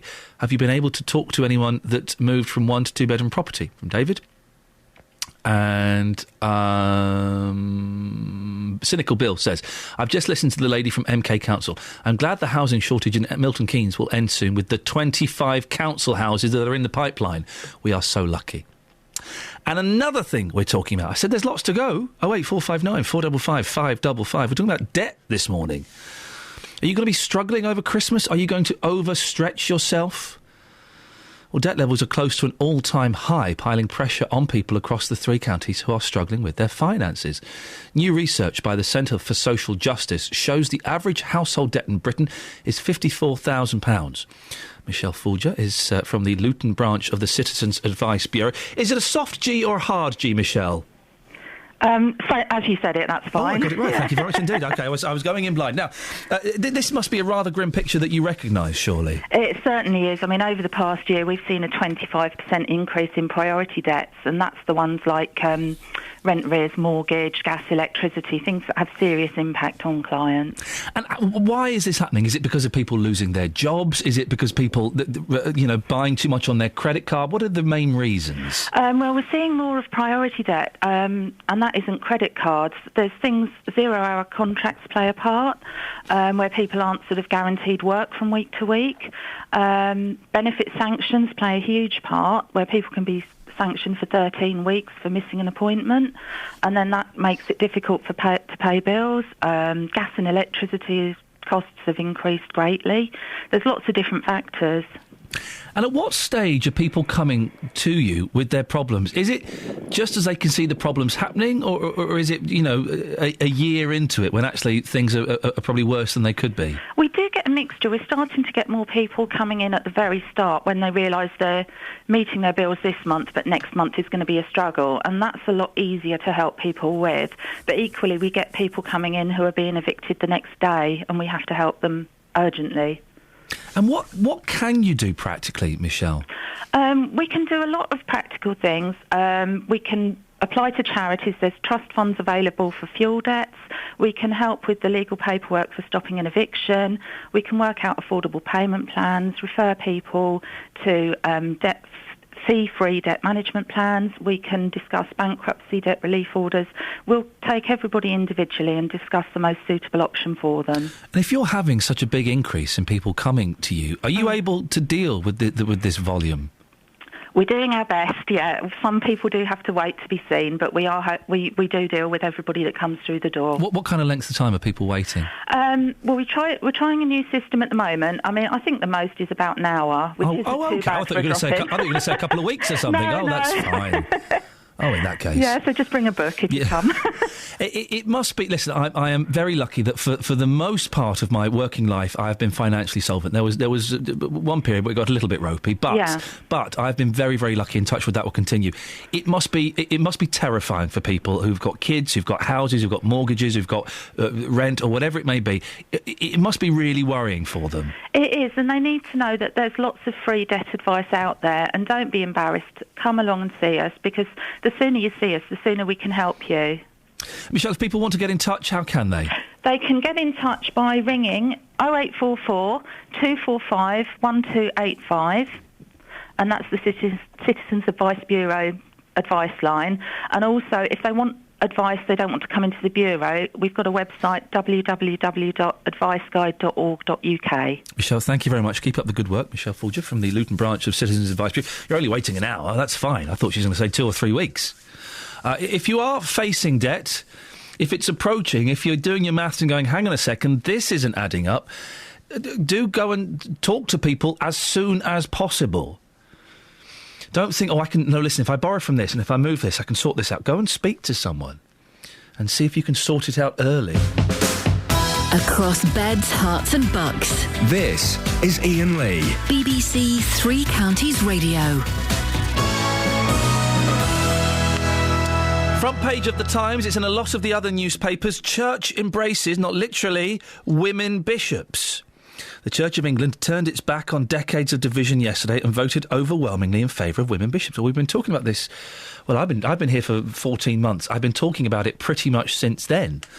And talking about it to this woman, Christina Rees, member of the General Synod. Good morning, Christina. Good morning, Iain. We've spoken about this so many times, and we've got close, and then we've backed away, and then we've got... What's happened? Why this change now? Yeah, you could be forgiven. It's sort of a Groundhog Day experience. Weren't we talking about this almost precisely 1 year ago? I think we were, weren't we? And it got voted out, or there was a problem, or... It got voted out by a handful of votes 1 year ago from yesterday. And so it had to go, if you can believe it, back to the drawing board. And what changes were introduced? Well, the amazing thing, Iain, is that in the last year, we've had so many changes. First of all, we have a new way of working where we have been meeting in small groups and talking out the issues with those who, have different opinions on this. And the steering committee, a group who got together the new look legislation, just said, let's do it more simply. Let's have it be more fair for women. Yay! And which is what we've been asking for many years. And the House of Bishops were very, very determined that this was not going to take a long time because we have been debating this for years. And so in literally 1 year, we have gone from sort of a crash and burn situation in General Synod to what we did yesterday was say, yes, let's move on. We like this approach. It's a very simple measure. It just says, women can be bishops, and then the House of Bishops are going to take responsibility for making arrangements for people who may not want to have their bishop come and do a service if it's Sheila instead of Stephen. So some churches could kind of opt out of this if they were so greatly offended by the idea of a female bishop. Yeah, it's not so much a wholesale opt-out now, thank goodness. It's more if you really do not want your bishop to minister to you because she's a woman. And there are, I have to say, only a small minority of churches like that in the Church of England. You say that, last year that they lost, a year ago in a day, it was voted out. It was a huge victory this time, 378 in favour, 8 against, 25 abstentions. It was extraordinary. Were you expecting that? No. It was, I think, one of those welcome surprises where, oh my goodness, and it took a while to sink in, really, because it was overwhelming. We almost couldn't believe it when the votes were read out. And what this means now is it gives us confidence that there's a little bit more process to go through, of course. This is the General Synod. And it has to be debated again in the diocese. That can happen very quickly. And then it has to come back to Synod. And then we can have the final approval vote, it's called. And we hope that we will have that within a year and maybe substantially less. I know. Yeah. So I'm reading this in the Times, and Canon Rosie Harper uses the word weird. People think we're weird. This is a weird discussion to be having. It hasn't done you much favours, has it, as an organisation, the last couple of years, this debating back and forth? No, and I think that's why Rosie's choice of the word weird was good, because it summed up what I think a lot of us in the church church think, and certainly a lot of the wider membership, and people who aren't necessarily members of the Church of England just look at us and think, what are you doing? So at long last, we will, I believe this time we will get there, and then we will be able to have our leadership include both men and women, and which is going to be so wonderful for the church. And we've had women priests, as you will know, for 20 years. Wow. We have some of the most experienced, wonderful women ministering as priests, and a few deans and a handful of archdeacons, but they're still prevented from being bishops, which means our whole church is suffering because we don't have the benefit of their leadership. So it will be wonderful. It will also be wonderful because of the statement that the church finally makes about, yes, we actually think women and men are equal. So that will be a great good in and of itself. Do you think this is partly in reaction to the story that was in the papers maybe yesterday or the day before, that the Christian church in this country could die off within a generation because it's just not attracting younger people? Yes, I know that the former Archbishop George Carey was sort of preaching doom and gloom about it, and I think he did that because he's very concerned about some of the falling numbers, even though I have to say, in places like London, the churches are growing, and this is not just the Church of England, this is churches across the board, Pentecostal churches. You know, there's a lot of growth in certain patches, but if you look at the overall picture, the membership is declining, and it's declining most rapidly in the younger age range. So I think what we have to do is think about, well, what type of church are we? What type of church do we want to be? And if we believe we have genuinely good news, which is what we say we do, then how are we communicating that good news to the wider population and particularly to young people? Christina, final question. When do I get to call you the bishop? When's it happening? That may take a little while longer. Right. I want you to be a bishop. I want to be able to say to our next guest, it's the bishop. Well, that's something to think about, Ian. OK, we look forward to it. Christina, thank you very much for coming on at short notice. Christina Rees, member of the General Synod. She's from Royston. If you hadn't noticed, she is a woman. And there will be female bishops at last. Right, let's get the travel news. Travel news for beds, cards and bugs. BBC Three Counties Radio. The A1M northbound has one lane closed between junction 4 for Hertford and 6 for Welland following an accident, making things very slow around there. We've also had a call from Dave about the A421 heading southbound. That's partially blocked after an accident just before the M1 junction 13 for Bedford. If you have any more info on this, you could let us know. That would be great. On the A40, though, eastbound, still queuing after an earlier breakdown at the Park Royal Station. The M25 clockwise still slow through those roadworks at junction 22 for St Albans and 23 for the A1M. M1 southbound heavy between the Toddington services and 7 for Hemel Hempstead. And public transport, Bakerloo line still have severe delays between Queen's Park and Harrow and Wealdstone, with minor delays on the rest of the line. This is Alice Glossop, BBC Three Counties Radio. Alice, thank you very much. Right, it's coming up to 8:47. It is Thursday, the 21st November. I'm Iain Lee. And these are your headlines on BBC Three Counties Radio. 1,600 households are paying the bedroom tax in Milton Keynes, among the highest number in the southeast. Soldiers from a secret British Army unit have admitted shooting unarmed civilians during the Troubles in Northern Ireland in the early 1970s. In cricket, Australia were 278 for 8 at the close of play in the first Ashes Test against England in Brisbane. Coming up, Doctor Who. Here comes Doctor Who and the Daleks, Transformers, robots. Anyway, I'm getting lost. We'll be finding out. Justin Dealey's been out on the streets, speaking to people and finding out if they want tomorrow's show to be the Doctor Who special we've got planned. I bet they do. Here's someone who certainly does. It's Elizabeth Rizzini.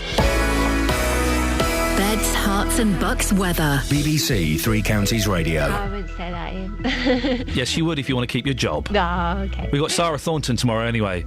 Oh, have you now? Yeah, she's a Doctor Who fan and she's good. Oh, right, OK. Well, I give it up for Sarah tomorrow then. I find it very scary, Doctor Who. Good, that's a good thing. No, it's not. I don't like to be scared. We'll send J-Dog, Justin Dealey round to protect you. How about that? Yeah, OK. No, Right, you wouldn't want that. Go on, get on with it. All right, well, a very cold wind today, northeasterly wind, that's making it feel much colder than the air temperatures would suggest. We're up to 6 or 7 degrees by the afternoon. There will still be a good few showers around today, but a dry, brighter afternoon, particularly across parts of Buckinghamshire. Overnight tonight, too windy still for a widespread frost. We might just see a touch of frost, though, in sheltered locations, down to 2 or 3 degrees. Still a few showers, perhaps over parts of Hertfordshire. That'll set us up for tomorrow. So lighter winds, but generally a dry and a brighter day, so a little bit more pleasant outside. Still cold, and it's looking cloudy and cold at the weekend, but dry. That's the forecast. Thank you very much. Every consumer problem has an unhappy customer. They've actually deleted the main account instead of attaching my one to it. We ordered it, and when we got home we checked the measurements, and it just will not fit. A company. We've asked the council, now they come up with a new excuse. It's not them, it's down to the highways. And he said, well, I'm sorry, that's floor policy. Oh, well, maybe next time you'll learn not to open the box. And me getting to the bottom of it all. And they confirmed that they would return my excess and that my no claims bonus would not be affected. The JVS show fights for your rights and tackles your consumer problems. Weekdays from 9, BBC Three Counties Radio. Call 08459 455 555. BBC Three Counties Radio. We've just had the saddest story about swearing ever to children. Genuinely a heartbreaking story. Someone's called up and told you this, Kath. It was awful. They don't want to come on the air. Do you want to tell it on the air? I can try to tell you, but It's such a sad story, with no tongue-in-cheek here. This lady that rang up used to live on an RAF camp, and one of her friends had a little boy who was about 5, and she used to think it was funny to call him and refer to him in earshot as a little bee. Yes, the illegitimate word. One day he was hit by a car. It sounds made up, but the way it was told to me, I'm sure it wasn't. And the last thing he said to her is, "Mummy, will I be a little bee in heaven?" Oh, dear. They listen, they hear everything. You're supposed to be the example and the person who loves them most in the world. Isn't that heartbreaking? Thank you for that, Catherine. 08459 455 555. We'll get to Justin in a little bit, but before that, regular caller to the show, Peter in Wolverton. Morning, Peter. Good morning, Ian. Peace be with you, brother. Peace be with you too, brother. Swearing in front of children. It's not good, is it? No, I think it's deplorable. It all goes down to the fact of being polite and having manners. How can you be polite and have manners when you're swearing or using swear words with somebody that you're conversing with? A small story here. I used to have a good friend years ago who used to swear like a trooper in front of everybody and at everything and every other word, including children. I used to take one of his young lads out to help me on my gardening rounds for a day on Saturday, and we used to take sandwiches, etc., etc. And this young lad, at the age of 8, never, ever used any kind of language at all. And I thought that was remarkable because he knew that I never swore, so he was being polite to me. But I'm sure when he was at home with Dad, it was the same old carrying on. It would heartbreak. And listen, I know my kids are going to swear at me. I'm not naive. At some point, probably sooner than I would like it, one of my children is going to use a swear word, probably without knowing what it means.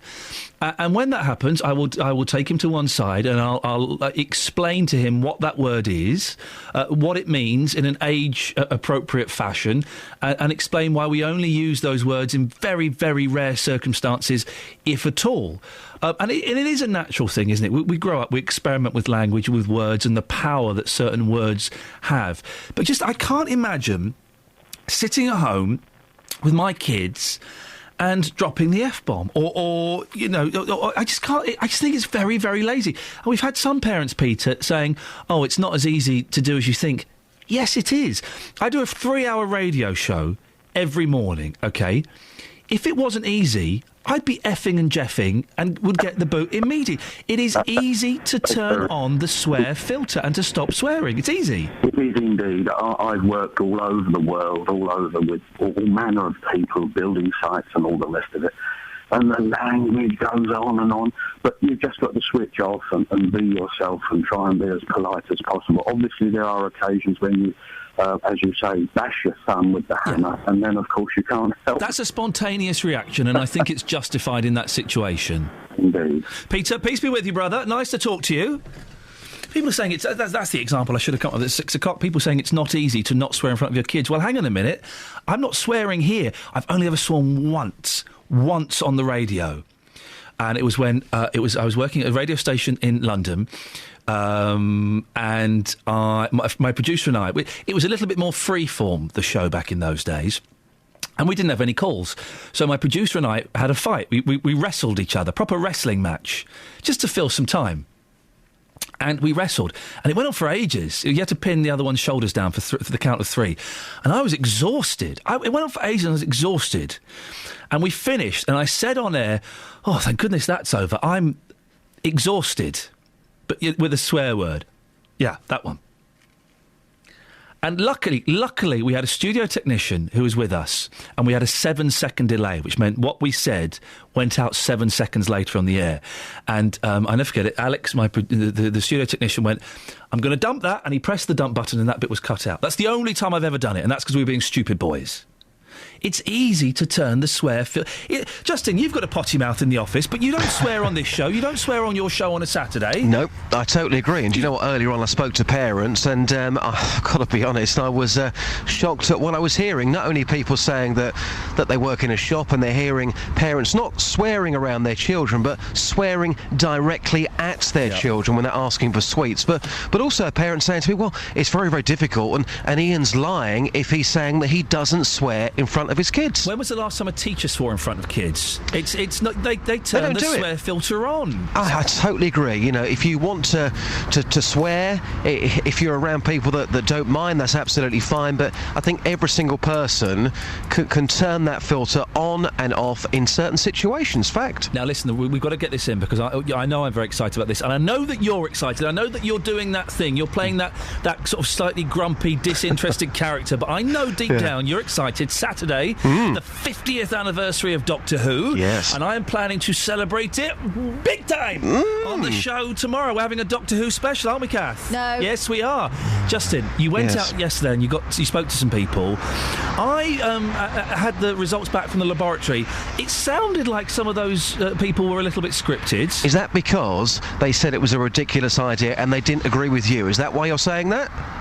It's because it sounded like they were reading, Justin. Okay. I sent you out today to get a proper Vox Pop. What have you got? What have you got? Are they up for it? People want it? Well, Ian, you requested greasy under-25s with spots, didn't you? That's what you requested. I have found those people for you in Hemel Hempstead. Here's what I think about the idea of you potentially doing a Doctor Who special tomorrow. Take a listen to this. White boy. I take it you're not a fan of Doctor Who, then? Definitely not. Go away, white boy. Can I nick a fag, boss? That's fine, but getting back to Doctor Who, you are a fan, aren't you? Yes. I just love the whole experience of watching it. So Iain Lee wants to do a special on Friday. He said go and speak to young people. You're up for this special, aren't you? Yes, I am.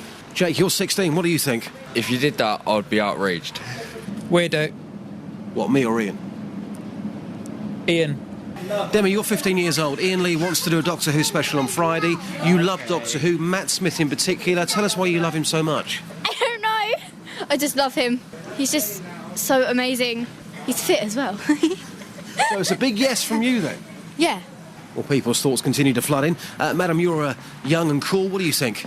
Never trust a man who wears checkered shirts and eats bananas in public. It's a no from me, I'm afraid. OK, well, I appreciate your feedback. Thank you very much. Well, I'm here with Patience. That's your real name, isn't it, yeah? OK, Patience, what do you think? Why don't you do something on gangster rap? Gangster rap, OK. Us kids in the hood love the stuff. Go away, geezer. It's a bit harsh. Go away, geezer. Hannah, if you don't mind me asking, how old are you? I'm 19. You're 19 years old. Doctor Who. You love it. Why are you such a big fan? I just love all the storylines, love all the characters. Did your friends laugh at you for your love of Doctor Who? No, because they all like Doctor Who too. Really? Yeah. OK, so Iain Lee, on Friday, you think that he should be doing a Doctor Who special. You would tune in for that, would you? I would, if he did a Doctor Who special. Oh, dearie me, Justin. Angela's on the line. Good morning, Angela. What's to do it, you've got to do it, you've got to do it, you've got to do it. You see, now that's the voice of reason, Justin. Hey, listen, you know, I've been out talking to people. Some people will prefer a feature on gangster rap, but somebody's saying there that, yes, do it because Matt Smith is fit. That's the calibre of people, Ian, who want you to do this special tomorrow. It's a good enough reason. Angela, listen, if we do this Doctor Who special tomorrow, which we will do, won't we, Catherine? Sorry? Please no. Yes. You'll be listening, won't you? I'll even get up early. Oh, there you go, you see. Alex, thank you very much, Angela. I just want to play... we missed the beginning of that little package. I just want to make sure I know what the person at the start was saying. Leave it out, why, boy? Yeah, they did, didn't they? I thought so. OK. Justin, very quickly, you've got 20 seconds. Who's on your show on Saturday? On Saturday morning, we're going to be talking, hopefully, to Dave Cousins from the Strawbs. Plus, we're going to be playing the UK and American charts from the day that President Kennedy was assassinated. That, of course, is 50 years ago this week. And we have the UK charts from this weekend back in 1987. All to come. Saturday, 9 o'clock. Justin, thank you very much. Betty says if Doctor Who is on, she's off. Well, we'll speak to you on Monday then, Betty, I guess. Travel news for beds, cards and bugs. BBC Three Counties Radio. The A1M northbound still has a lane closed at junction 6 for Welwyn following an accident, causing quite a lot of slow traffic around there. This problem, we've had a call from Dave on the A421, and that's on the overbridge of the M1. It's blocked because of an overturned van at junction 13 for Bedford, but the slip roads can still be used to access the M1. It is causing a bit of problems in terms of just slow traffic there. M1 southbound, heavy between Toddington Services and 7 for Hemel Hempstead. Public transport Bakerloo line still has severe delays between Queen's Park and Harrow and Wealdstone. This is Alice Glossop, BBC Three Counties Radio. Thank you very much, Alice. Thank you to everyone who took part. Scott has sent me a very naughty tweet which I can't read out. Some of you have done. I'm back tomorrow at 6 o'clock. It will be a Doctor Who special. Get your C90 cassettes ready to record. JVS up next. Local and vocal across beds, hearts and bucks. This is BBC Three Counties Radio. Thank you, Ian. Good morning. Welcome to the JVS show. I'm Jonathan Vernon-Smith. It's Thursday. It's 9 o'clock. And on today's big phone-in, is it impossible to live...